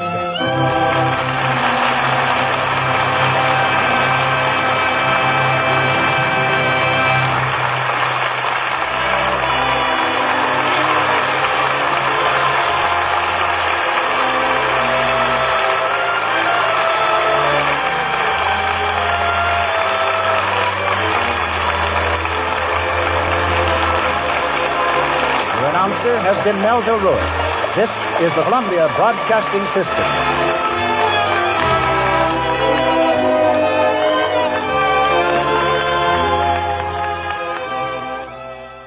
There was some fun with the Lux Radio Theatre, Cecil B. DeMille, and of course Jack Benny and Mary Livingston. 7 Keys to Baldplate, 86 years ago, September 26, 1938. On this Friday, Classic Radio Theatre. Go west tomorrow with episodes of Gunsmoke, The Six Shooter, Have Gun Will Travel, and The Challenge of the Yukon. Comedy on Sunday with a 1952 episode of The Aldrich Family, along with George Burns, Gracie Allen, Father Knows Best, and Jack Parr. Monday, we'll have drama with Yours Truly, Johnny Dollar, and Suspense from 1957, Wanted from 1950, The Whistler from 1948, and The Return of Claudia. We will hear the entire Claudia series over the next couple of years. On Tuesday, we'll go back to the West with episodes of Gunsmoke and Fort Laramie from 1956, Gene Autry's Melody Ranch and Tales of the Texas Rangers. Those will be from 1950. We'll also on Tuesday be issuing a special podcast because it is the Last Days of Radio special with the final episodes of Suspense and Yours Truly, Johnny Dollar from 1962, 63 years ago, and an episode of the Orson Welles commentaries. And if you never heard those are interesting. On Wednesday, more drama with The Shadow from 1939, The Adventures of Philip Marlowe, Gerald Moore from 1949, The Man Called X, Herbert Marshall from 1951, and Lon Clark as Nick Carter, Master Detective from 1944. Comedy on Thursday with Fibber and Molly from 1945, Great Gildersleeve from 1946, Bill Harris from 1953, and Our Miss Brooks starring Eve Arden from 1949. A week from today, we will have more drama with The Adventures of Sherlock Holmes, John Stanley and Alfred Shirley as Holmes and Watson from 1948. We'll also have Lon Clark as Nick Carter, Master Detective. That's from 1943. Counter Spy from 1949. And Orson Welles in The Queen of Spades, an episode of Theatre Royal from 1953. That's all coming up the days ahead here on Classic Radio Theatre, anytime online at classicradio.stream. Up next, a special edition of Lum and Abner.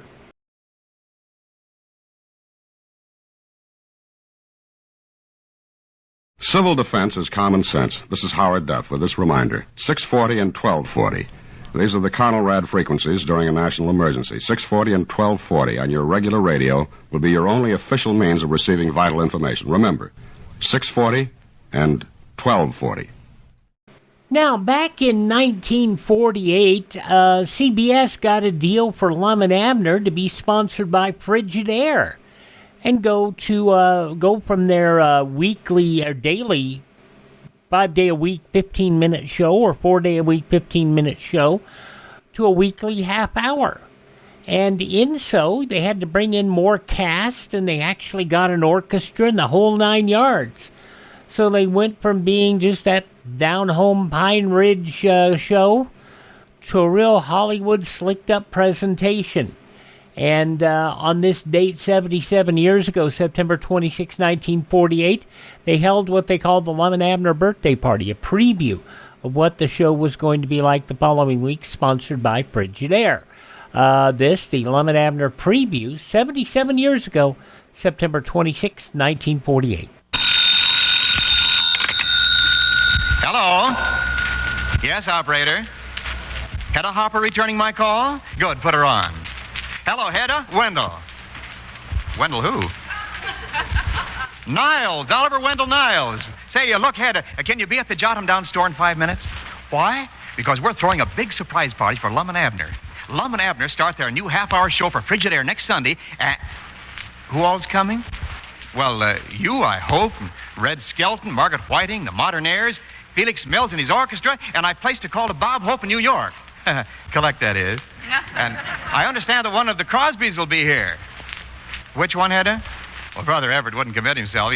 He said he'd send us a Crosby, but I don't know whether it'll be Bing, Bob, Dixie, or Lindsay. You say you'll be right over, Hedda. Oh, great. I got to run now. We're going on the air.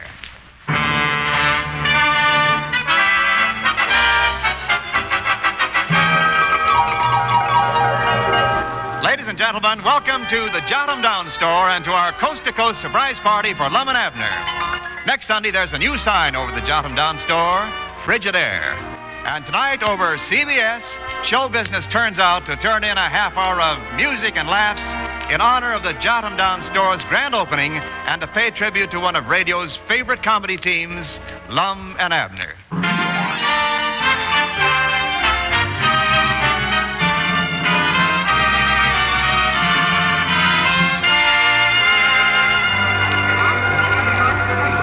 It's a gay, exciting night here at the Jot 'em Down store, every bit as dazzling as a Hollywood world premiere. Out front, dozens of giant searchlights are sweeping the sky. And, brother, with this smog, the sky should be swept. Right now, I'm pushing my way through the crowd. Excuse me, madam.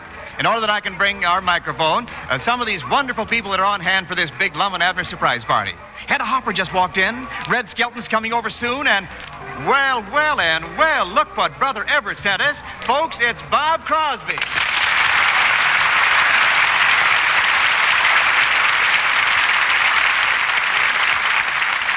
Say, how's everything over at Club 15, Robert? Well, if I answer that question correctly, do I win a Frigidaire? No, but we'll be happy to sell you one. Well, you realize, of course, that I make all my payments in Campbell's soups. Really? Chicken gumbo or mock turtle? Well, this week they're paying me clam chowder. You'll take clam chowder and you're going to like it. Like it? Man, love that soup. Incidentally, Bob, one more question. How come all you Crosbys sing? Don't any of you write songs? Are you kidding? Right now, I'm plugging a little gem that I knocked out during Club 15 rehearsal last Tuesday. You care to hear it? Well, Well, thank you, Wendell. Yes. Mrs. Harp and arpeggio, if you please. To the contents of this can, you add 1 can of cold water. Heat to boiling point, and then you serve. Thank you very much, Bob. But well, unfortunately... I ain't quite finished yet. I got news for you. You are. No kidding, Bob. What have you got tucked away in your larynx for our Lum and Abner surprise party tonight? Well, I lugged over a tune that's mighty popular around Club 15 around the nation. If Felix Mills over there can scrape up a little downbeat, I'll struggle through it. Felix, see what you have there for Brother Crosby.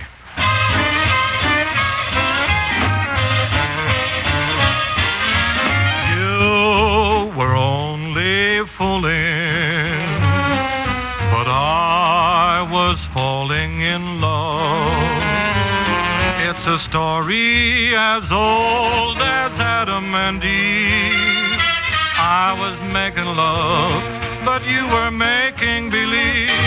You lied to me with kisses. You lied to him. I've tried to stop dreaming of, but you were only fooling me while I was falling in love.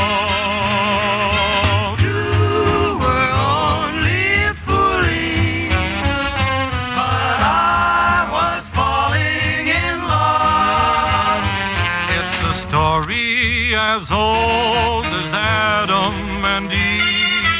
I was making love, but you were making believe. You lied to me with your kisses that I've tried to stop dreaming of, but you were only fooling me while I was falling in love.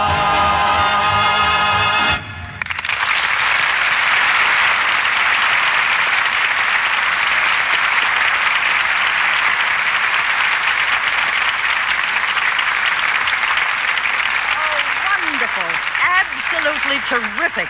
I'll headline tomorrow's column with this item. Hopper discovers sensational new baritone. Here she is, friends, actress, columnist, and number one on your hat parade, Hedda Hopper.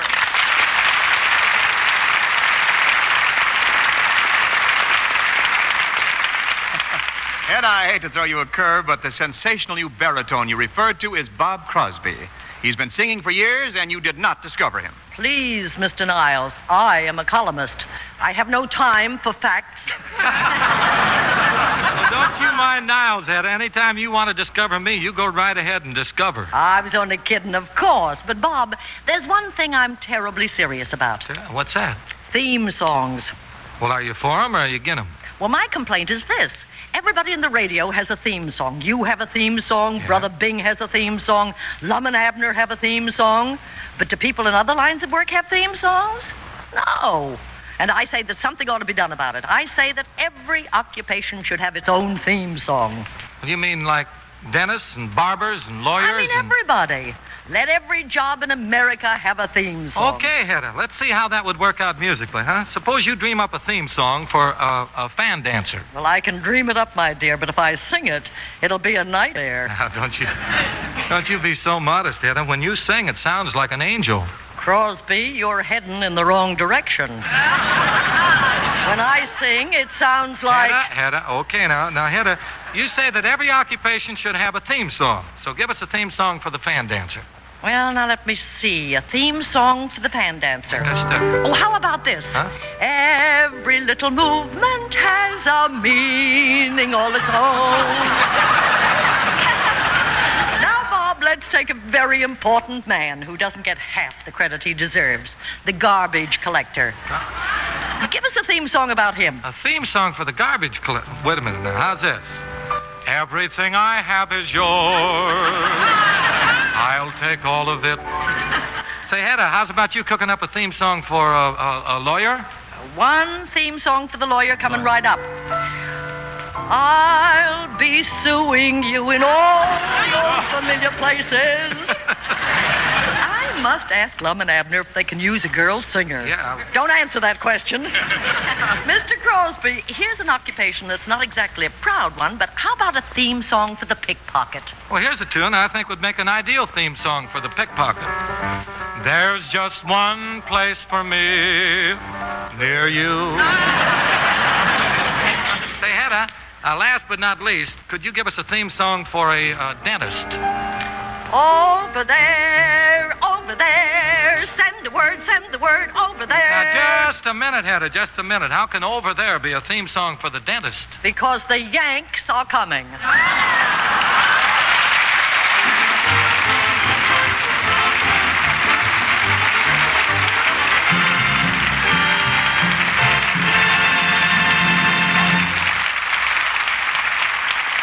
Hedda Hopper and Bob Crosby. That last gag of yours will set corn back 500 years.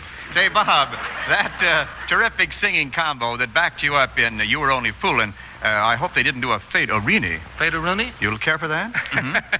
Do you see them anywhere in the crowd? Well, when? They're right over there yonder. They're over there holding the punch bowl. Mm-hmm. Yes, I wonder how they came to look so sad. Probably just discovered that the stuff in the punch bowl is punch. Hey, Martinez, come on out here for a minute to the mic, will you? Yeah, give out with one of those Club 15 dillies you're famous for. Felix Mills, help him give, will you, boy?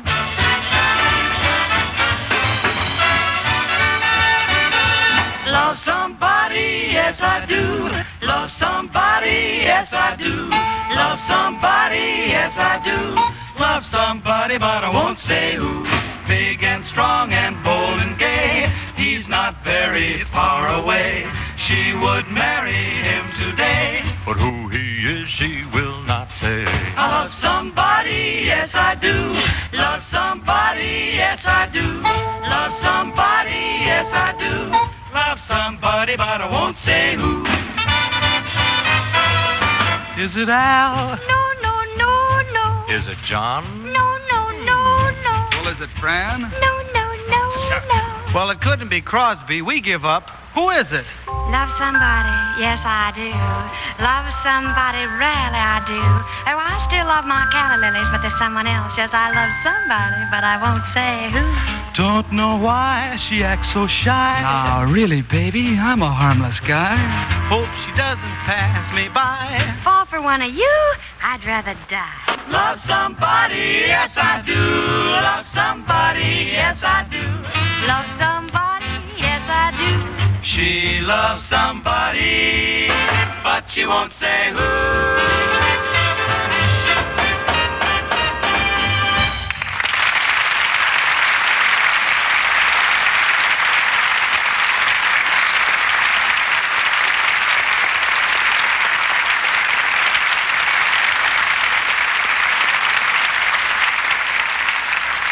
Ladies and gentlemen, if you have just now turned on your radio, you have a perfect right to know that a lot of show business folk have dropped into Lum and Abner's Jot 'em Down store tonight and are throwing a surprise party in honor of the team's new half hour for Frigid Air over CBS next Sunday.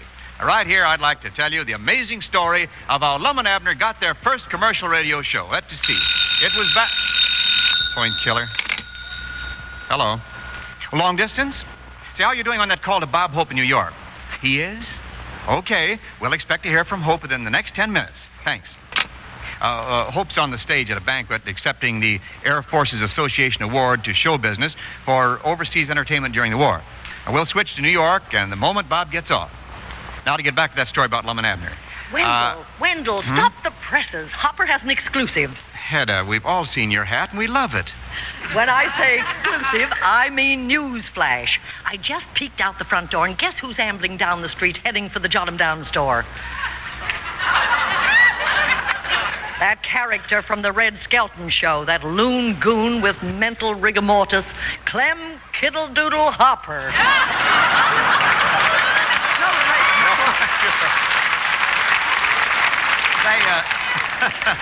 No relation, no. Let's make it a surprise party for Clem, too. Now, quiet, everybody. Shh. Quick, turn out the lights. There. It's pitch black. Well, here it is.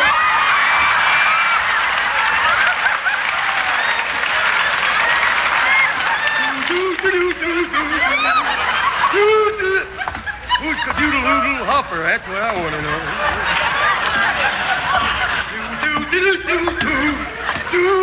What a voice. I see above 4F. I'd like to punch the guy in the nose that told me that was funny.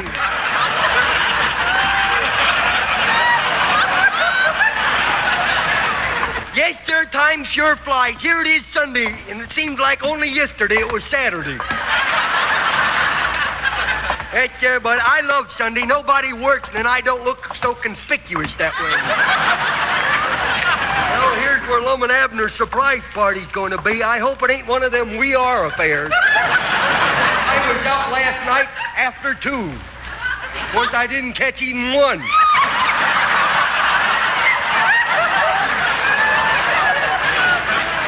That's funny. There ain't no lights on in there.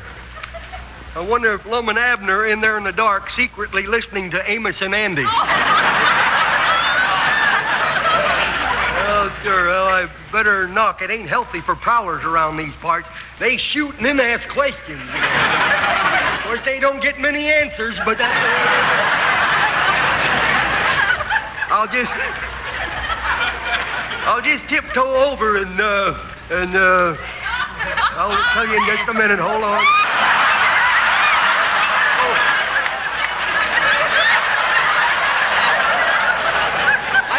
This white part is that black stuff explodes.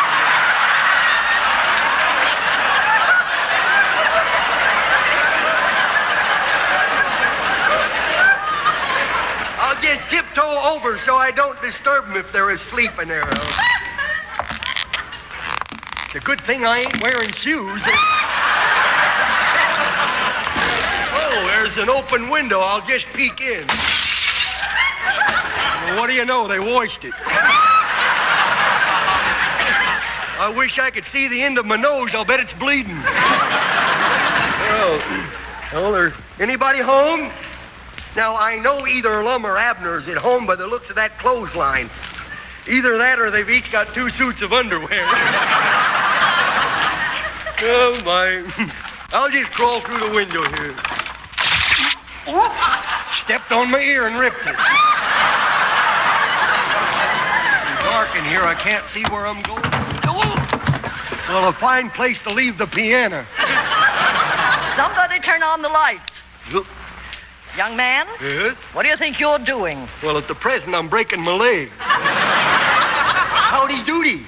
And to Yudi Tooty. Well, it ain't written that way, believe me. Were you invited to the Lum and Abner surprise No, party? Red Skelton just asked me to bring one of his cameras over so he could take pictures of the party. Oh, he did he? Say, haven't I seen you somewhere before? Oh, I don't know. Shot much pool lately?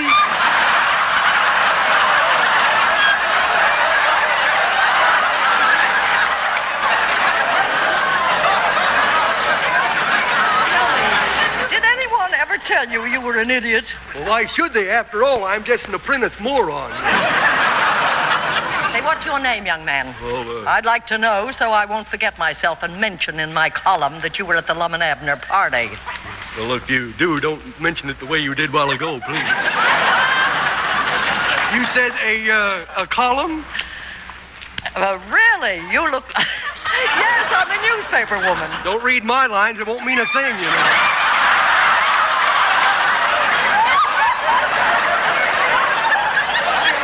She went to school, too. You say you're a newspaper woman? Well, looks like skin to me. That's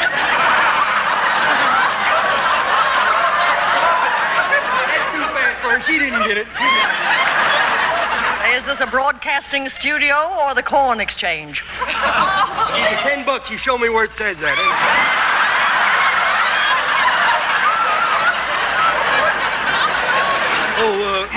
Say, I didn't catch your name. I didn't throw it.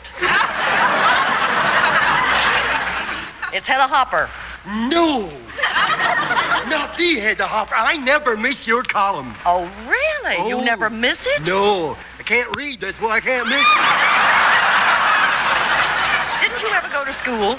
Yeah, I went to school, yeah. Well, what did you take up? Space. Well, I'll just leave the camera here and be on my way. Clem, tell me before you go, where did you get that quaint hat you're wearing? Yeah. You know, I just love hats that are different. You said it. That looks like 2 chickens fighting in a plate of spaghetti, don't it?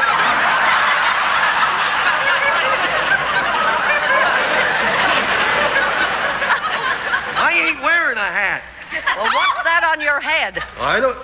Well, what do you know? My pet skunk didn't run away after all. Well, good night, everybody.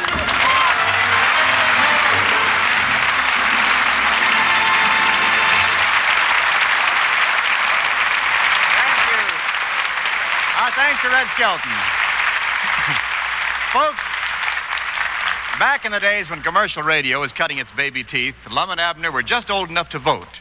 And here's that amazing story of how Lum and Abner landed their first commercial radio show. Hi there, Wendell. As I was saying, here's that amazing first lady of Club 15, Margaret Whiting.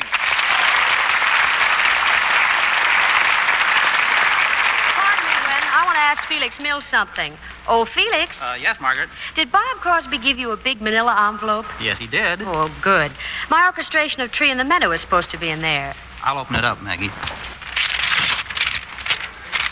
Uh-oh. Well, what's wrong, Felix? What's in the envelope? A little pamphlet entitled How to Save Money. Eat nothing but Campbell's soup and never bet on Brother Bing's horses. Maggie, don't worry about the orchestration. Just ad-lib it. Folks, one of America's #1 tunes and one of America's #1 gal singers.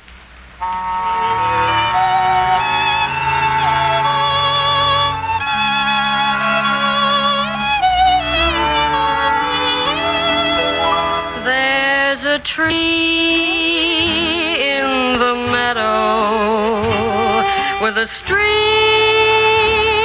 drifting by, and carved upon that tree I see till I die. I shall always remember the love in your eye. The day you carved upon that tree, I love you till I die. But further on down Lover's Lane, a silhouette I see. I know you're kissing someone else. I wish that it were me. By that tree in the meadow, my thoughts always lie. And where you go, you'll always know I love you till I die.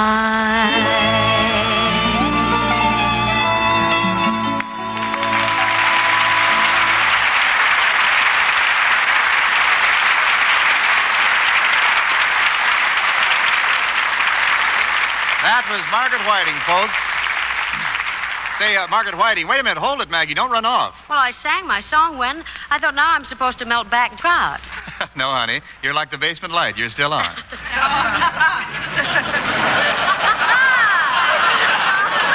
It's a joke. You see, we have one of the world's great singers here tonight, and you're going to do a duet with him. Me? Sing a duet with one of the world's greatest singers? Well, gee, Wen, who is it? I'll give you 3 guesses. Lawrence Melchior? No. India Pinta? No. Carmen Lombardo? No, honey, it's the old pepper pot himself, Bob Crosby. Hiya, Mag. Say, what do you say we go dancing in the dark, huh? Hold me close, Robert. Watch your grammar, kid. Okay, Robert, if you won't hold me close, hold me closely.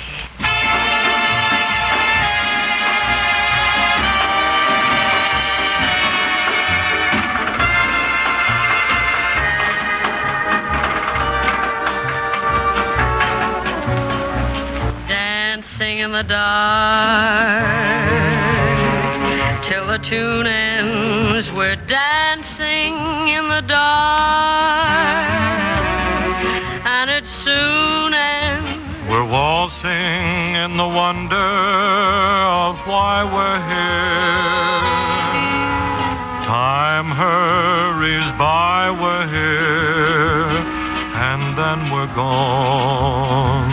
Looking for the light of a new love to brighten up the night. I have you, love, and we can face the music together,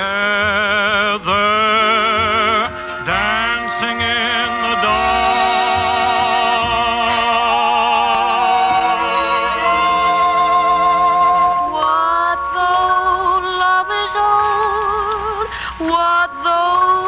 Song is old, through them we can be young. Hear this heart of mine, make yours part of mine, dear one. Tell me that we're one. Dancing in the dark. Tune ends, we're dancing in the dark, and it soon ends. We're waltzing in the wonder of why we're here. Time hurries by, we're here, and then we're gone. Looking for the light of a new love to brighten up the night. I have you, love, and we can face the music together, dancing in the dark.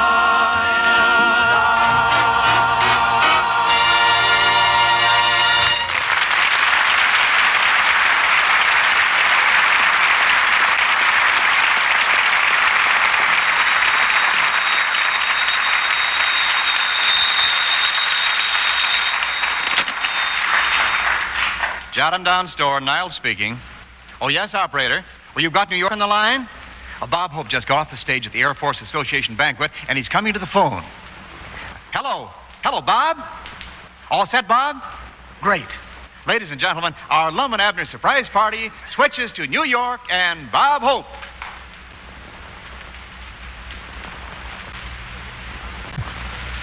How do you do? This is Bob, stockholder in the Cleveland Indians, and Am I Happy Tonight, Hope, greeting you from the home of the second-place club in the American League, New York.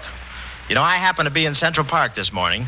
It's so difficult to get a room, and I ran into the native sons and daughter of Pine Ridge, Arkansas, now living in New York, picnic.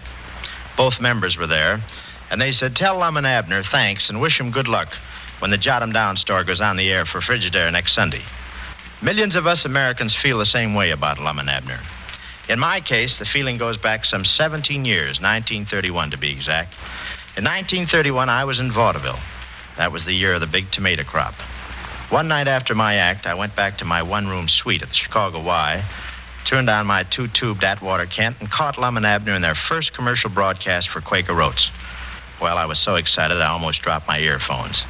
But since 1931, Lum and Abner have done probably 3,000 air shows, and I swear I haven't missed a one. I admit I tuned in late a couple of times, but I always made it up the next time by tuning in early. In other words, I'm a loyal fan of the radio team that has a wonderful record of loyalty to the radio public. And there's a lot of other fellas feel the same way, and one of them is Jerry Colonna, who's right here with me. You remember Lum and Abner, Jerry? Oh, sure. What do they do? Well, they run a general store. They sell things. Over or under the counter? Well, it all depends on their hooper, but they're real nice fellas, and they operate out of a little town in Arkansas. Little town? What's the name of the town? Pine Ridge, Arkansas. Pine Ridge, Arkansas? Mm-hmm. Well, we all got to go sometime. Mm-hmm. I guess. Well, anyway, next Sunday night, when Lum and Abner start their new show, I'll have my nose pressed up against the window of the Jot 'em Down store. And while I'm looking in, you'll be listening in to radio's All-Americans, Lum and Abner. Good luck, boys. So long, folks.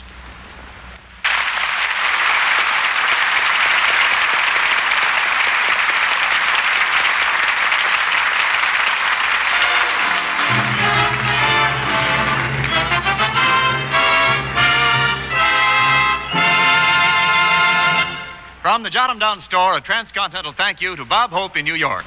And now, ladies and gentlemen, we come to our guests of honor, the two fellows who are the reason we're all here tonight. For over 17 years, these two lovable old fellows have been making daily visits to your home. And during that time, they've established themselves pretty firmly in the hearts of the American public. With their whimsical humor, their down-to-earth philosophy, and their warmth of personality, they've carved themselves a unique place in radio. Doggers, there's two fellers I'd love to meet.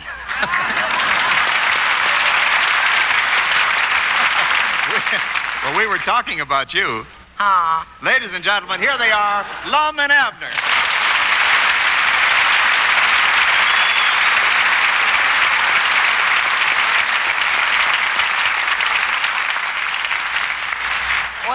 Well, doggies, Lum, don't just stand there. Say something. I'm having a little trouble with a lump in my throat right now, Abner. Well. You know, this really ain't no surprise, folks, because we knowed about it all the time. But the way I feel right now, it might just as well have been a surprise. I don't know, it just sort of does something to you inside when you see these folks in radio that's busy with their own shows take the time to come down here tonight to welcome me and Abner to our new show. We're sort of branching out here now, you know. We're a little nervous about it. Oh, I'm not. You don't know what it means to get a send-off like this from our old friends. I'll amen that. Me and Abner feels... Well, Granny's, I don't think there's any words that says what we do feel right now, but Granny's, with all the encouragement you folks have given us, we sure ain't going to let you down. Thanks, folks. Thanks. Thanks for listening. This is CBS, the Columbia Broadcasting System.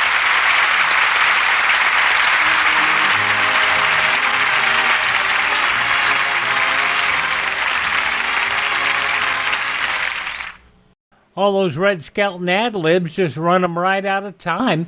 77 years ago, September 26, 1948, the Lum and Abner Preview Show here on Classic Radio Theater with Wyatt Cox. Visit our webpage at classicradio.stream. Coming up next, It'll be Groucho Marx, You Bet Your Life. Civil defense is common sense. This is Joni James. After nuclear attack, radioactive fallout will be a potential threat to every living thing. You can't hear, or smell, or taste fallout. Often you can't see it, so you must take shelter and stay there until told it's safe to leave. Well, a little strangeness here, because in 1956, Groucho was sponsored by the DeSoto Plymouth dealers. But interestingly enough, this is a recorded program for Elgin American, which was their sponsor very early, late 40s, early 50s. But let's enjoy the show anyway, because when you're dealing with George Fenneman and Groucho Marx, you know it's going to be fun. Supposedly, from this date 69 years ago, September 26, 1956, Groucho Marx, You Bet Your Life. Ladies and gentlemen, the secret word tonight is chair. C-H-A-I-R. Really? You bet your life.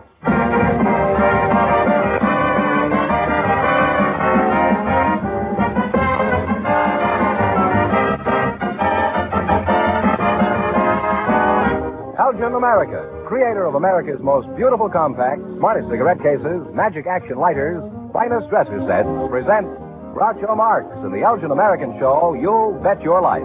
The comedy quiz series produced and transcribed from Hollywood. And here's that sterling Elgin American, the one, the only... Last time I saw him, he was coming down the chimney. Oh, that's me, Groucho Marx.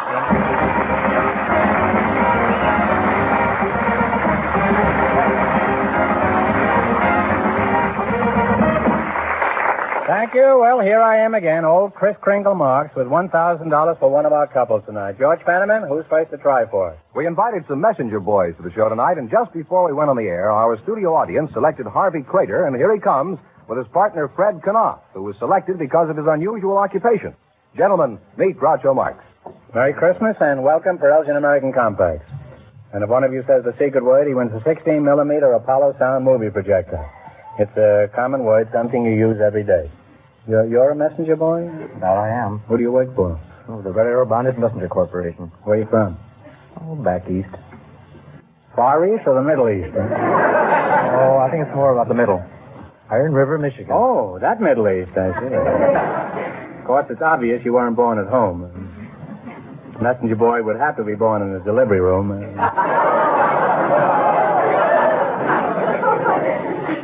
Are you married? No. Do you have a girl? Oh, that I have. Mm-hmm. Nice girl. What does she look like? She kind of resembles you.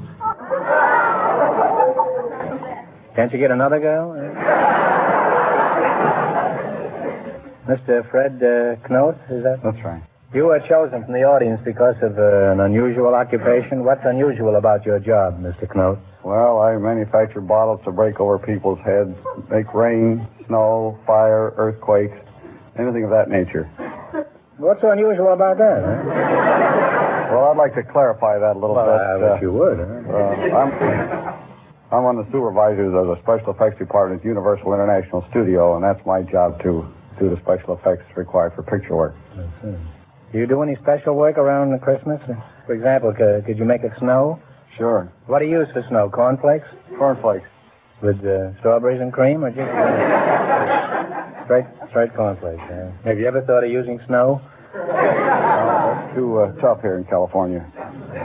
What's the toughest job you ever tackled in the movie business? Making an earthquake? No, an earthquake is very easy.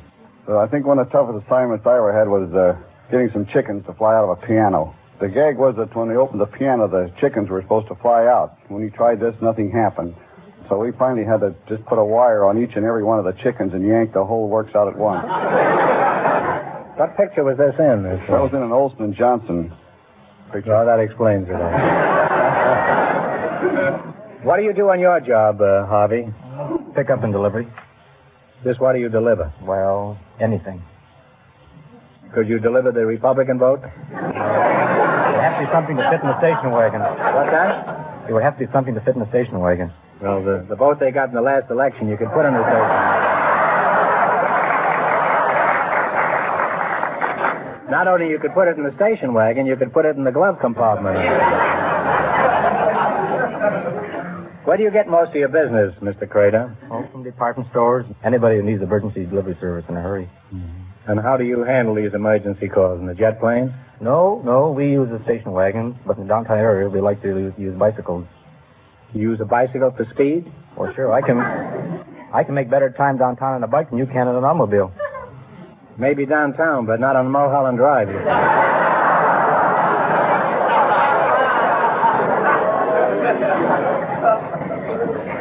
Well, you both certainly have interesting jobs, and now George has the perfect Christmas gift from our sponsor. Yes, Groucho, a perfect Christmas gift for any woman.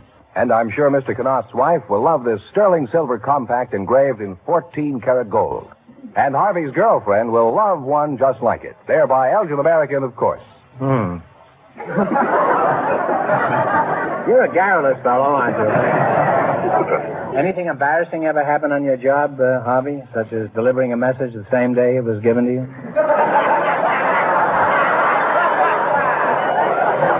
No, not on the job. But something did happen to me at a party when I was awful embarrassing. What was that? Well, it seemed we got involved in a kissing game.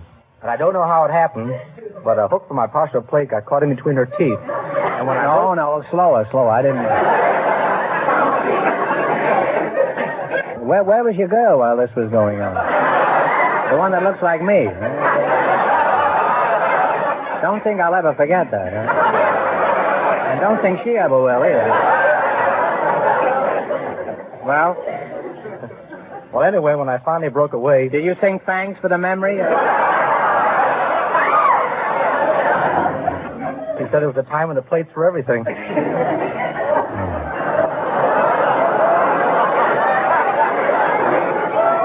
Now I know why your girl looks like me.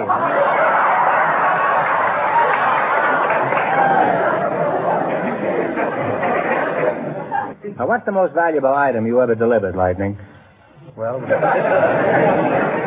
was a piece of jewelry valued at $5,000. You mean they trusted you, a perfect stranger, with all that stuff? Oh, sure. We're all bonded. So's old Granddad.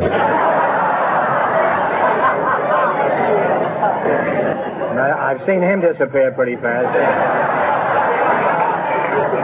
Well, you certainly make an unusual team, and I hope you'll be very happy together. In just 1 minute, you're going to work together as a team for $1,000. But first, listen to this. It's almost the night before Christmas, and there's plenty stirring at our house. Gifts to deliver, cards to address, and we're far from broke, even giving the best.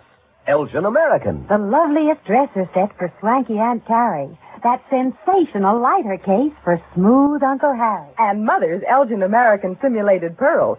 Gorgeous strands, earrings, and rope. She'll let me borrow them, I hope. Yes, our magnificent compact magic action lighter and cigarette cases just couldn't be righter than Elgin American makes them. And talk about values. Elgin American beats them all. Looks like $1 million for prices so small. And there's also American Beauty to save you even more. It's Elgin American's companion line, the extra thrifty adore. So these last 3 days, do as millions have done. Buy the finest gifts made by the only, the one, Elgin American.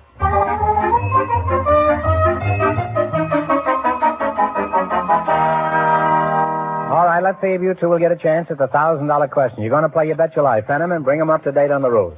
Each of our 3 couples has $20. They bet as much of that 20 as they want on each of 4 questions. The couple that earns the most money gets a chance at the $1,000 question at the end of the show.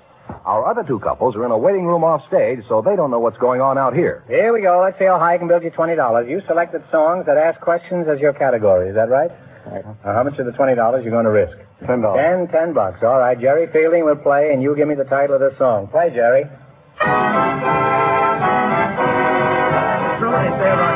it true when they say about Dixie is right? And they're on their way with $30. Remember, you're going for $1,000 tonight. How much of your $30 are you going to try? 20. Give me the title of this song. How much do you love me? One answer between you now. How deep is the ocean? How deep is the ocean is right, huh? Now they have $50. All right, here's your third question. How much of the 50 will you try? 45. $45. All right. What's the name of this song?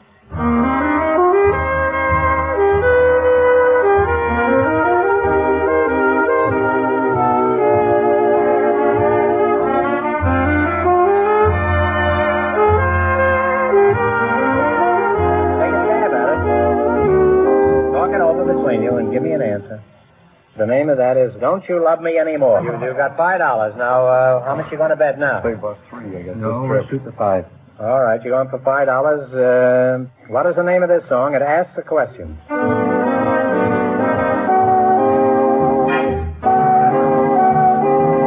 Good and loud, and what is it? Do you remember? Remember Me. Remember Me is right, sir. And they wind up with $10.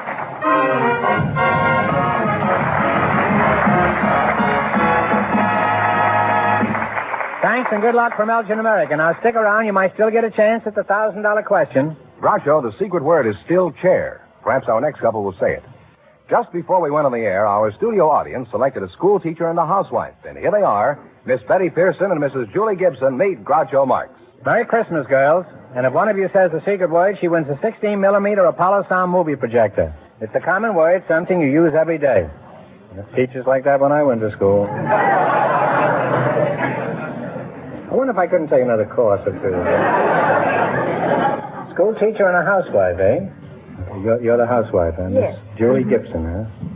Oh, you're the school teacher? Yes, Betty Jane Pearson, huh? Where are you from, Betty? Well, I'm from Whittier. It's about 12 miles east of Los Angeles. What does your husband do, Betty? I don't have a husband. Well, then you probably don't know what he does, huh? Well, that's the best way to keep a husband happy if you don't know what he does, huh? But would you like a husband, Betty? Yes, I think so. Anybody out here got an old husband and not you? Mrs. Gibson? Yes. Where are you from, Julie? Oh, I'm from all over. That's a good place to be from. My husband was in the Air Corps, and we traveled a lot until recently, but I originally came from Florida. Uh-huh. How'd you meet your husband? Were you in a parachute or something? No. I was on a house party down in Florida, and the doorbell rang, and I went to the door, and this man stepped in the door and frightened me so much. I screamed and fell down the chair. Why? That's scary.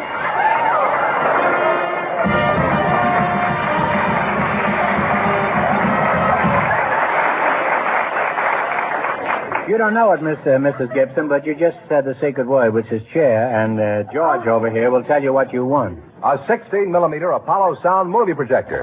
Now, Mrs. Gibson, you can show regular Hollywood sound movies or movies you take yourself. It sells for $129.50. How'd you meet your husband, Mrs. Pearson? I don't have a husband. What grade do you teach at school, Betty? I'll call you Betty, huh? That's fine. That's fine. Well, I'm in the first grade. You're in the first grade? What do you teach in the first grade? ABC? Well, sort of. We teach reading and writing and number work and games and English. You teach English, huh? Yes. How's my English? Well, you speak fairly well, but sometimes... Thanks for the qualifying. Sometimes you're a little careless with your syntax. You say my syntax? Yes. You even got a tax on that now.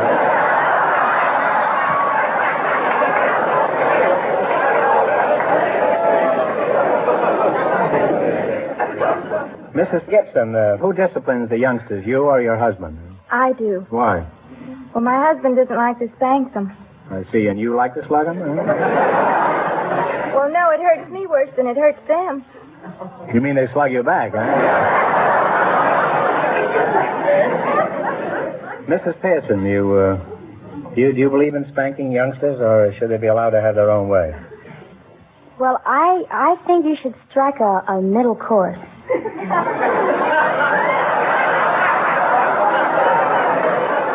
Well, that's certainly the best place to strike them, huh?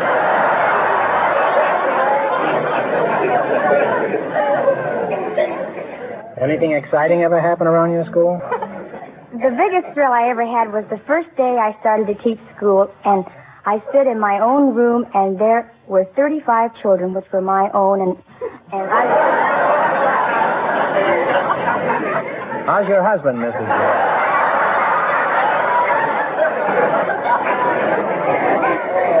I don't have a husband. Still haven't got a husband. Suppose you got up Christmas morning and there lying under the tree was a handsome, wealthy, lovable young bachelor. What would you do?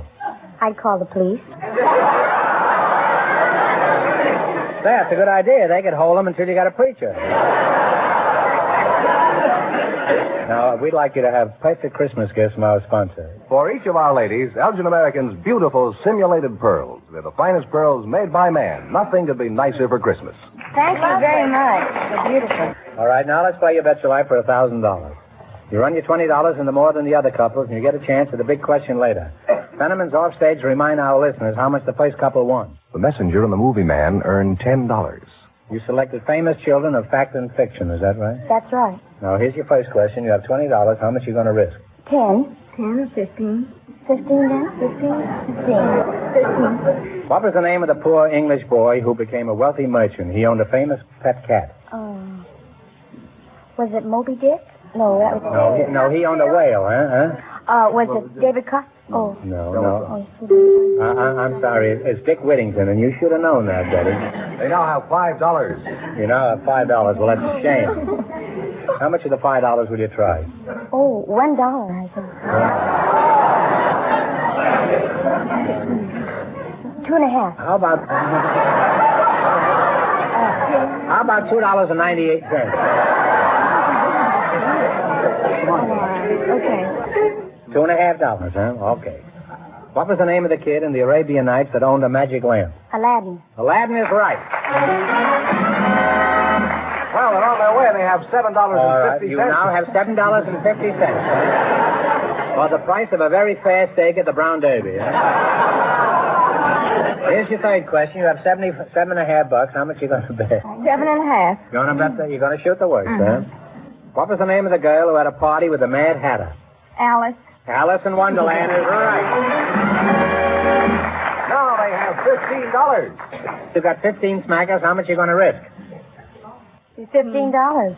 $15. What is the name of the little wooden marionette whose nose grew every time he talked? Pinocchio is right. Now they wind up with $30. Okay.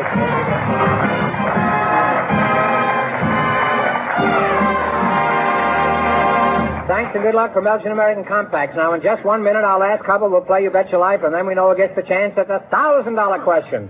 But right now, I want you to pay attention to this. Good gracious, I've nothing for the Johnsons yet. Oh, gifts for girls at the office. Heavens, what can I get this late for Jim's boss? Keep calm, folks. It's not too late to buy the gifts that will make a big hit, do you proud, and look more expensive than they are. Elgin American gifts for men and women. Exquisite compact cigarette cases, dresser sets, luxurious simulated pearls, sensational lighter cases, magic action lighters, an almost endless choice of the most wanted gifts, all at real value prices.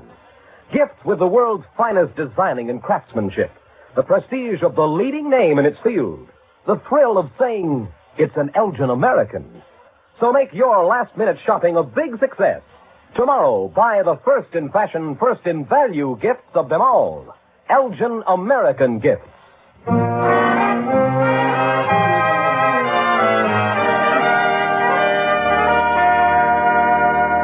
Now then, we'll soon know who's going to earn the most money and get the chance at the $1,000 question. George, who's ahead so far? The housewife and the school teacher are leading with $30. And Groucho, the secret word is still chair. Our next couple doesn't know what it is. We invited some college students from foreign countries to the show tonight, and here comes the couple selected by our studio audience just before we went on the air. Miss Ruth Nicole and Mr. Jan Dykstra meet Groucho Marx. Welcome, kids, to You Bet Your Life, and Merry Christmas. And if one of you says the secret word, he wins a 16-millimeter Apollo sound movie projector. It's a common word, something you use every day. College students from foreign countries, eh? Miss Nicole, is that right? Yes. Mm-hmm. Parlez-vous français? No. Sprechen Sie Deutsch, honey? No. Habla usted español, kiddo? Oh, sí, señor. I knew I could do it. Chinese, huh? I'm from Guatemala. Guatemala, huh? What part of China is that in? It's Central America. between Mexico and Honduras in the tropical Central America. Uh-huh. And are all the girls as attractive as you down there? Well, I don't know. You come down.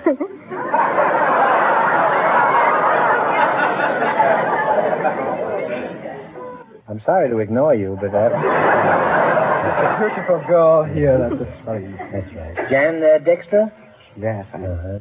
What language do you speak, Jan? John? Well, How do you pronounce that, Jan? Jan, that's right. Jan. That's my name. What language do you speak? Huh? French, German, Italian, Indonesian, Greek, and then I have a dialect, Frisian.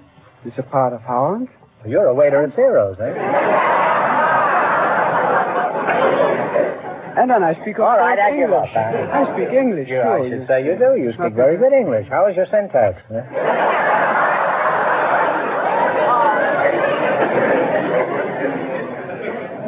What part of Holland are you from, Jan? Well, I'm from Utrecht. It's not far from Amsterdam and The Hague. It is in the middle of the country. Mm-hmm. What college are you attending? UCLA. UCLA, huh? What college is so fortunate as to have you, Miss Nicole? Southern California. What are you taking at USC? Your English professor? I am taking English. You're taking English? And journalism. What are you studying, Dutch Street? Oh, political science. Political science, huh? But that is not a Dutch street.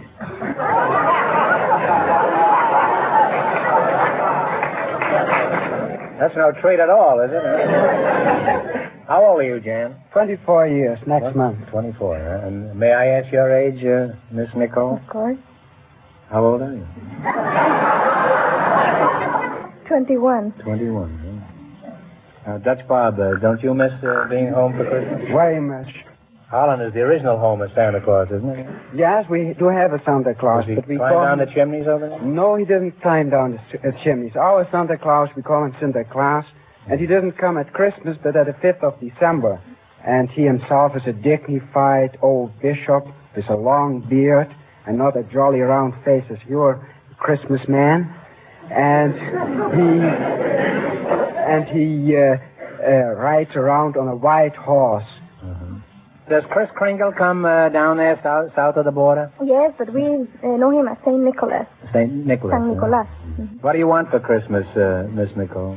Well, as long as I'm not going home, I like the people who have been so damnified by those terrible floods in Guatemala to have a better Christmas, because they're going to have a very sad one this year. That's so. I'm sorry to hear that. Does a Latin American girl ever run into unusual situations over here? Oh, yes. I had a letter for my father that I wanted to mail. And I went to mail the letter, and I saw a box, and I pulled the lever, and nothing happened. So I said, well, nothing happened. Things go wrong in the United States. And fire engines began to come all over the place. And then came the fire chief and everybody. And then I discovered that this was not a mailbox, but a fire alarm box. Well, you lost the letter and got the ladder. Now, what are your impressions of the United States, Miss Nicole? For example, what impresses you most about this country? Oh, there are so many things, but I'd say hamburgers are very special. Here we have the Grand Canyon, the Chrysler Building, Niagara Falls, Tallulah Bankhead. And what impresses her most, a piece of meat on a bun.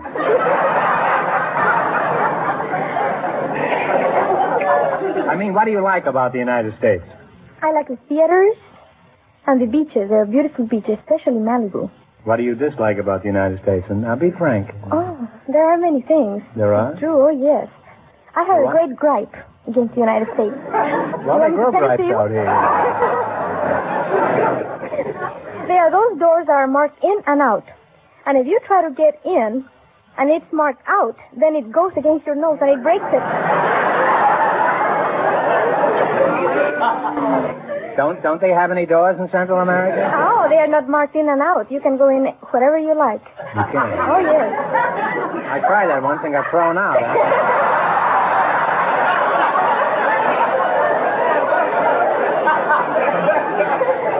Well, you certainly are a charming couple. We enjoyed having you here, really. And now, before we proceed, we want you to have the perfect Christmas gifts from our sponsor. for Ruth, this lovely sterling silver compact with 14-karat gold engraving. And Elgin American, of course, the perfect Christmas gift. Oh, thank you. You like it, Ruth? It's beautiful. Thank Mr. and Mrs. Elgin for me. Not only Mr. and Mrs. Elgin, I'll thank Mr. and Mrs. American. You too. And what have you got for Old Dutch Cleanser over here? Elgin American's popular cigarette case with today's smart leather-like look. Something to show off to your friends. Beautiful. Well, I'm glad you like it, Jan. Now, let's play You Bet Your Life. You beat the other couples, you get a crack at the $1,000 question. I can't tell you how much they won, but George is off stage to remind our listeners. The school teacher and the housewife were ahead with $30. Here we go. Let's see how high I can build you $20. You selected world leaders as your category. That's right. Okay, now here's your first question. You've got $20. How much do you want to try? 5? No, let us put 6. $1 more. All right, who is Argentina's president? Perón. Perón is right.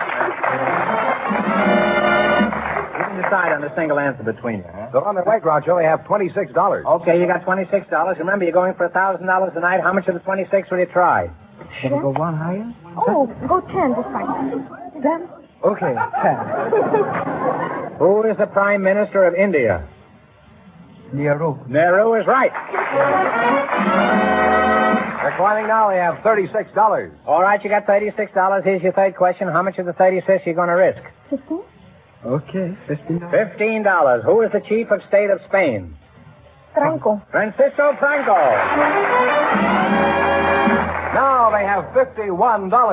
You've got $51, and here's your last chance to beat the other couples. How much will you bet? 25. 25. Who is the Prime Minister of England?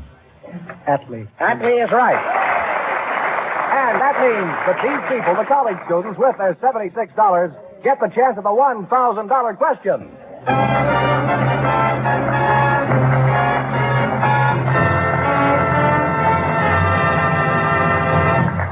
And now, a word from Myron Wallace.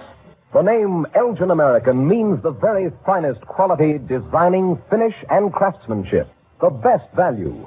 In exquisite compacts, gorgeous simulated pearls, magnificent dresser sets, magic action lighters, wondrous lighter cases, distinguished cigarette cases, handsome military sets, fascinating musical humidors. Your favorite store has a complete assortment of the newest Elgin American styles right now. See them. And for your own proud use, for thrilling prestige gifts, always buy Elgin American.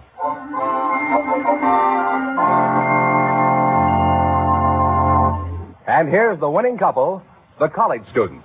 Ready to try for $1,000, eh? Good luck, and I'll give you 15 seconds to decide on a single answer between you, and no help from the audience, please. Here it is. Now that military government has been abandoned in Germany, who is America's civilian high commissioner in charge of our interests there?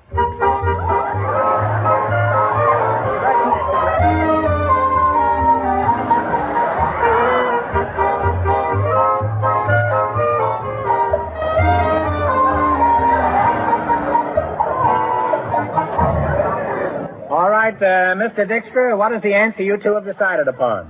McCloy. Absolutely.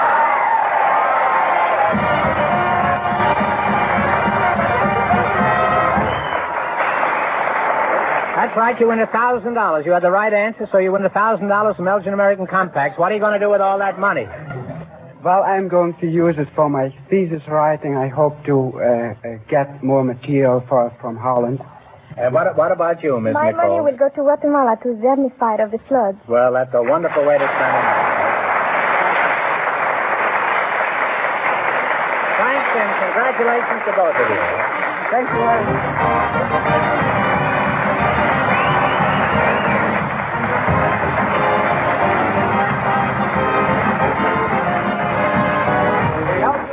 Show. You Bet Your Life is a John Goodell production, transcribed from Hollywood, directed by Bob Dwan and Bernie Smith. Music by Jerry Fielding. Remember, next week's big question pays $1,000. Be sure to tune in again next Wednesday night at this time for You Bet Your Life, starring Groucho Marx, presented by the creators of America's most beautiful compacts, smartest cigarette cases, magic action lighters, and finest dresser sets, Elgin American. Good night, folks. Have you looked at your compact lately? Don't go away now. Bing Crosby's next.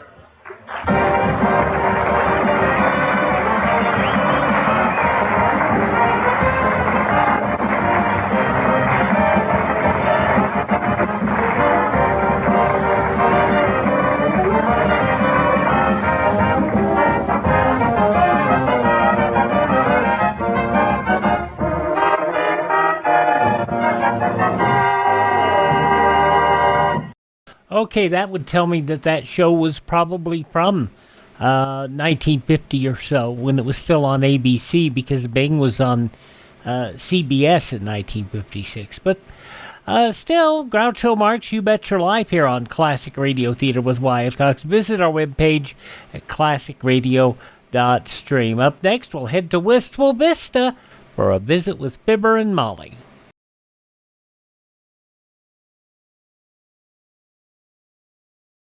Listen and learn through civil defense. This is Johnny Cash.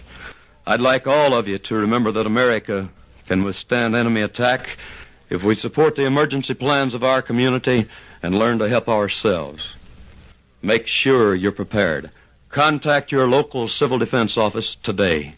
Let's wrap up this episode of the program by going back 71 years, September 26, 1954, and see what's going on with Fibber McGee and Molly. It's time for Fibber McGee and Molly.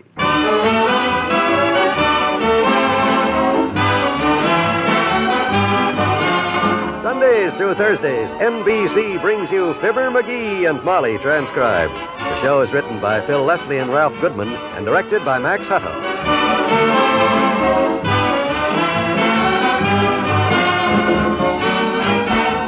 Before we get into our story, let's eavesdrop on a little conversation between Fibber and Molly. Molly, how much do you suppose a college education is worth to a young man nowadays? I wouldn't know, McGee, but I expect a lot. Well, I'll tell you how much it's worth. It's worth the difference between what he can earn with it and what he can earn without it. Well, that certainly clears it up, dearie. Why don't you come right to the point and say that Prudential's education plan is a wonderful way for every mother and father to guarantee money for their children's education? Isn't that what you were getting at? Yep. And what better way to prepare for those college years than to start right now? Isn't that what you had in mind? Yep. And even if Dad isn't here when the time comes for the children to go off to school, you can be sure with a Prudential education plan that the money will be there to pay tuition, room and board, books, clothing, and all that. Isn't that what you were going to say? Yep. Well, you sure were getting off to a slow start. Yep.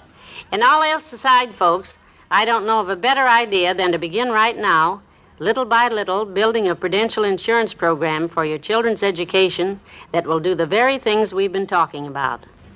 Why don't you get in touch with your Prudential agent and get all the details? Yep.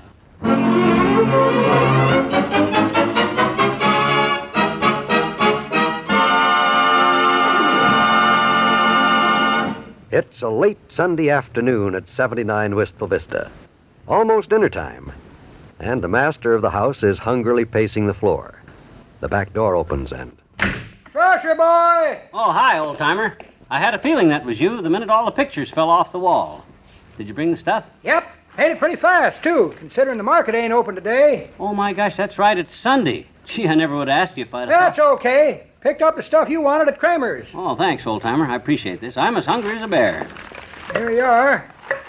2 cans of dog food and 1 large box of canine kibble. Thanks. Hey, Molly, the food's here. Get a pan out and let's get started, huh? Oh, good. Hello, Mr. Oldtimer. Did you set the table, dearie? Yeah. Here's a can opener. You need anything else? No, that's about it. Good. Boy, I'm hungry. Well, let's get this over with. Now, don't get impatient. This won't take long. Yeah, I know, but... Mort and Mabel Toops have done a lot of favors for us, and the least we can do is go over and feed their dog while they're away. We'll eat when we come back. I've got a nice roast in the oven. I knew if I just kept my mouth shut long enough, this thing would work itself out.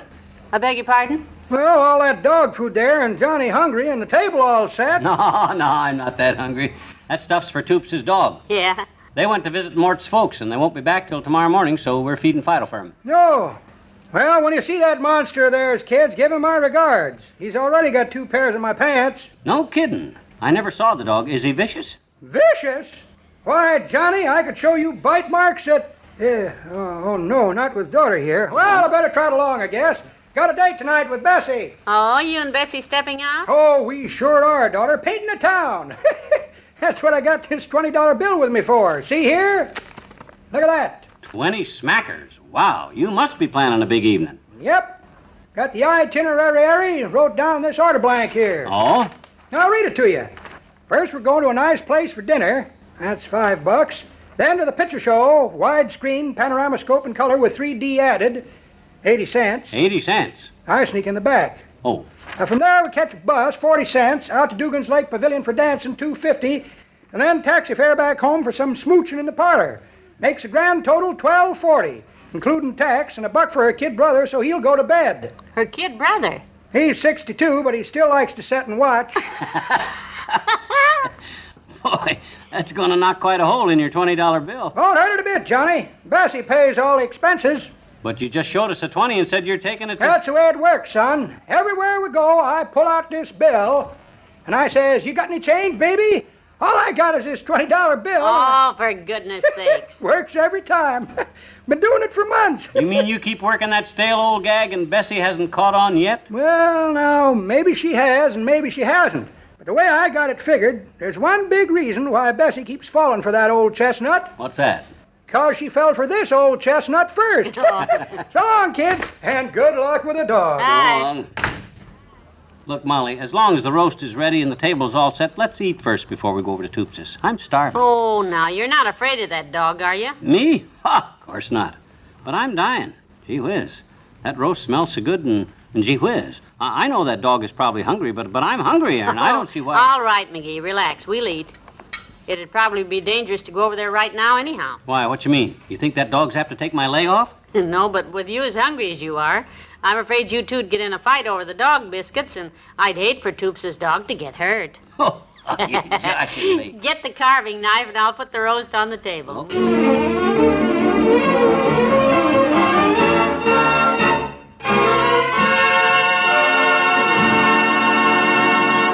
There's more fun with the McGees shortly. When your body is hot and tired, there's nothing quite like a shower. When your eyes are hot and tired from overlong hours of work or exposure to sun, wind, and dust, there's nothing quite like a 2-drop bath of Murine in each eye. But that's exactly what Murine is made for, to bring quick relief to tired eyes. It contains not 1 or 2, but 7 tested ingredients. And these 7 ingredients are scientifically selected and combined to blend perfectly with the natural fluids of the eyes. That's why Murine bathes and soothes the delicate tissues of the eyes as gently as a tear. Give those precious eyes the joy of a Murine bath every day. It helps promote a clean, healthful condition. You can enjoy Murine as often as you wish. You'll find it such a pleasant, comforting thing to do. That's Murine, Murine for your eyes. Murine makes your eyes feel good.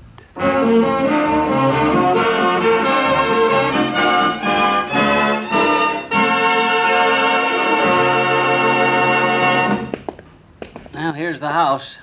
Get the key. It's under the doormat there. Well, look who's out for a Sunday night stroll. Ah. Hi, Molly. Who's your friend? Hello, Dr. Gamble. Well, look who's here. Jolly, jovial old George Gamble, M.B. That's M.D., McGee.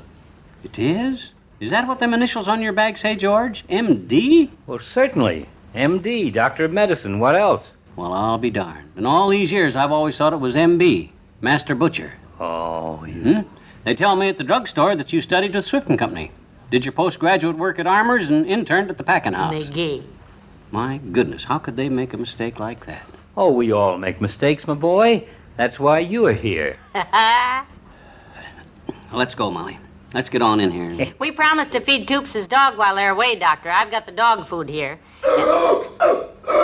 Hey, from the sound of that, I think he's ready to be fed. Yeah, get the key and unlock the door, McGee. Gee, I don't know. He sure don't sound friendly. Maybe we ought to... He's just hungry, that's all. Open a can of dog food, unlock the door, and hand it to him. After that, he'll be your friend for life. You think so, Doc? You sure he won't bite me the minute I open the door? When he smells the food, he'll be as gentle as a lamb. I'll give you a guarantee on it. Yeah? If I'm mistaken about that dog, I'll sew your leg up free. Well, that's right. Huh? So long, Molly. Goodbye, Doctor. Open the dog food while I open the door. Let's get this over with.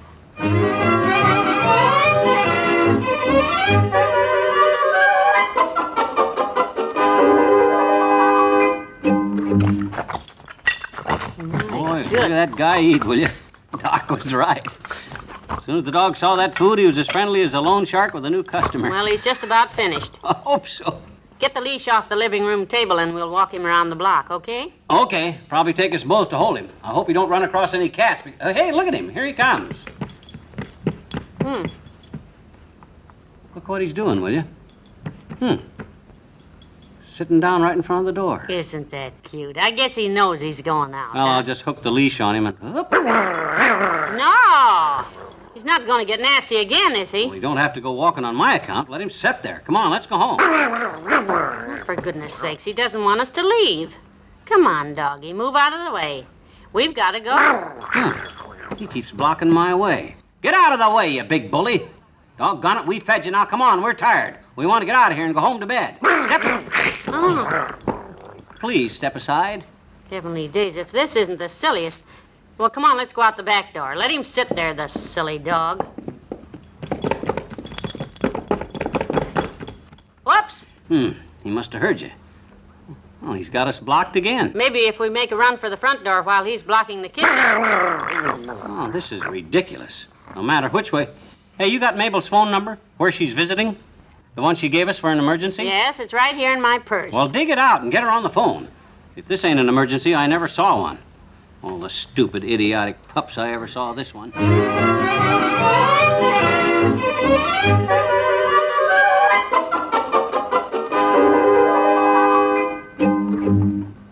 That's right, Mabel. Every time we make a move to leave the house, he blocks our way and starts growling. Oh, I'm sorry, Molly. Well, put him on, will you? What? Let me talk to him. To Tarzan, the dog. Oh, it's for you, Tarzan. Tarzan, now you behave yourself, you hear me? Sit down now. Sit. What's he doing now, Molly? Is he sitting? Yeah, he's sitting in front of the mantel. McGee's sitting on top of the mantel. Did you tell her we even tried sneaking out a window, but he wouldn't let us? Yes, dearie. Hush, I can't hear. Well, Mabel, now what? He won't let you out the front door or the back, huh? No, nor the window even. Well, I tell you what you better do, Ma. If you'll run upstairs and look in my closet, you'll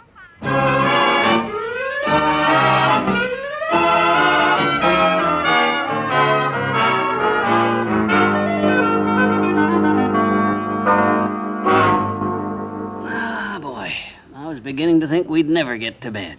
You tired? Beat. Oh, am I glad to get to bed. Boy. The next time I offer to feed a neighbor's dog while the neighbors are out of town, throw a collar and a leash on me and tie me up, will you? I'll say I will. How's the bed? Comfortable? Wonderful. Mabel said they got a very good buy on these mattresses at the Bonton. Yeah. Hey, how do you like me in Mort's pajamas? Pretty snazzy, huh? Very cute. Yeah. Before you turn out the light, hang up Mabel's robe for me, will you? Okay. They'll be home early in the morning, and I don't want her bedroom all mussed up because she's a very...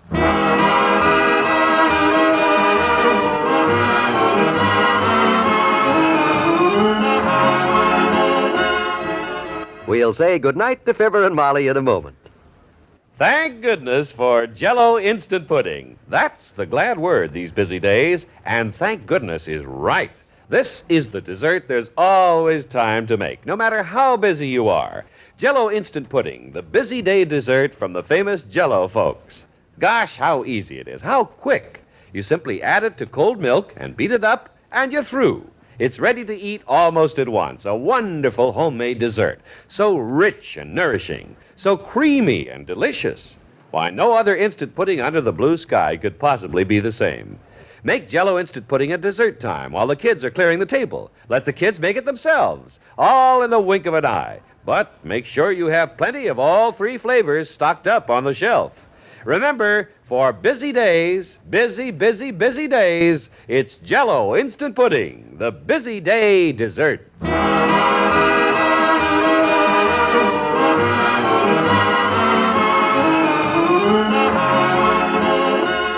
Hey, Molly.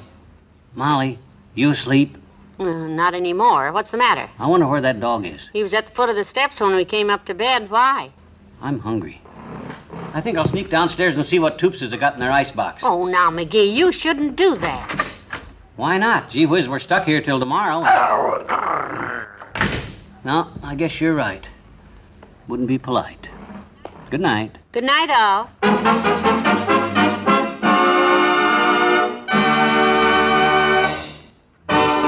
Fibber McGee and Molly is an NBC Radio Network production transcribed, with Bill Thompson as the old-timer, Arthur Q. Bryan as Dr. Gamble, Mary Jane Croft as Mabel Toops, and Fritz Feld as Tarzan the dog.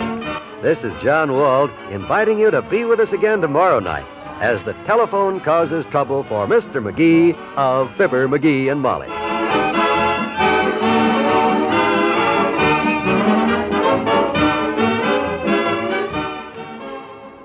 From 71 years ago, September 26, 1954, Fibber McGee and Molly on Classic Radio Theatre with Wyatt Cox. Join us tomorrow for Westerns with Gunsmoke, The Six-Shooter, Have Gun Will Travel, and The Challenge of the Yukon, and another episode of Fibber and Molly. We'll see you tomorrow for more Classic Radio Theatre. I'm Wyatt Cox.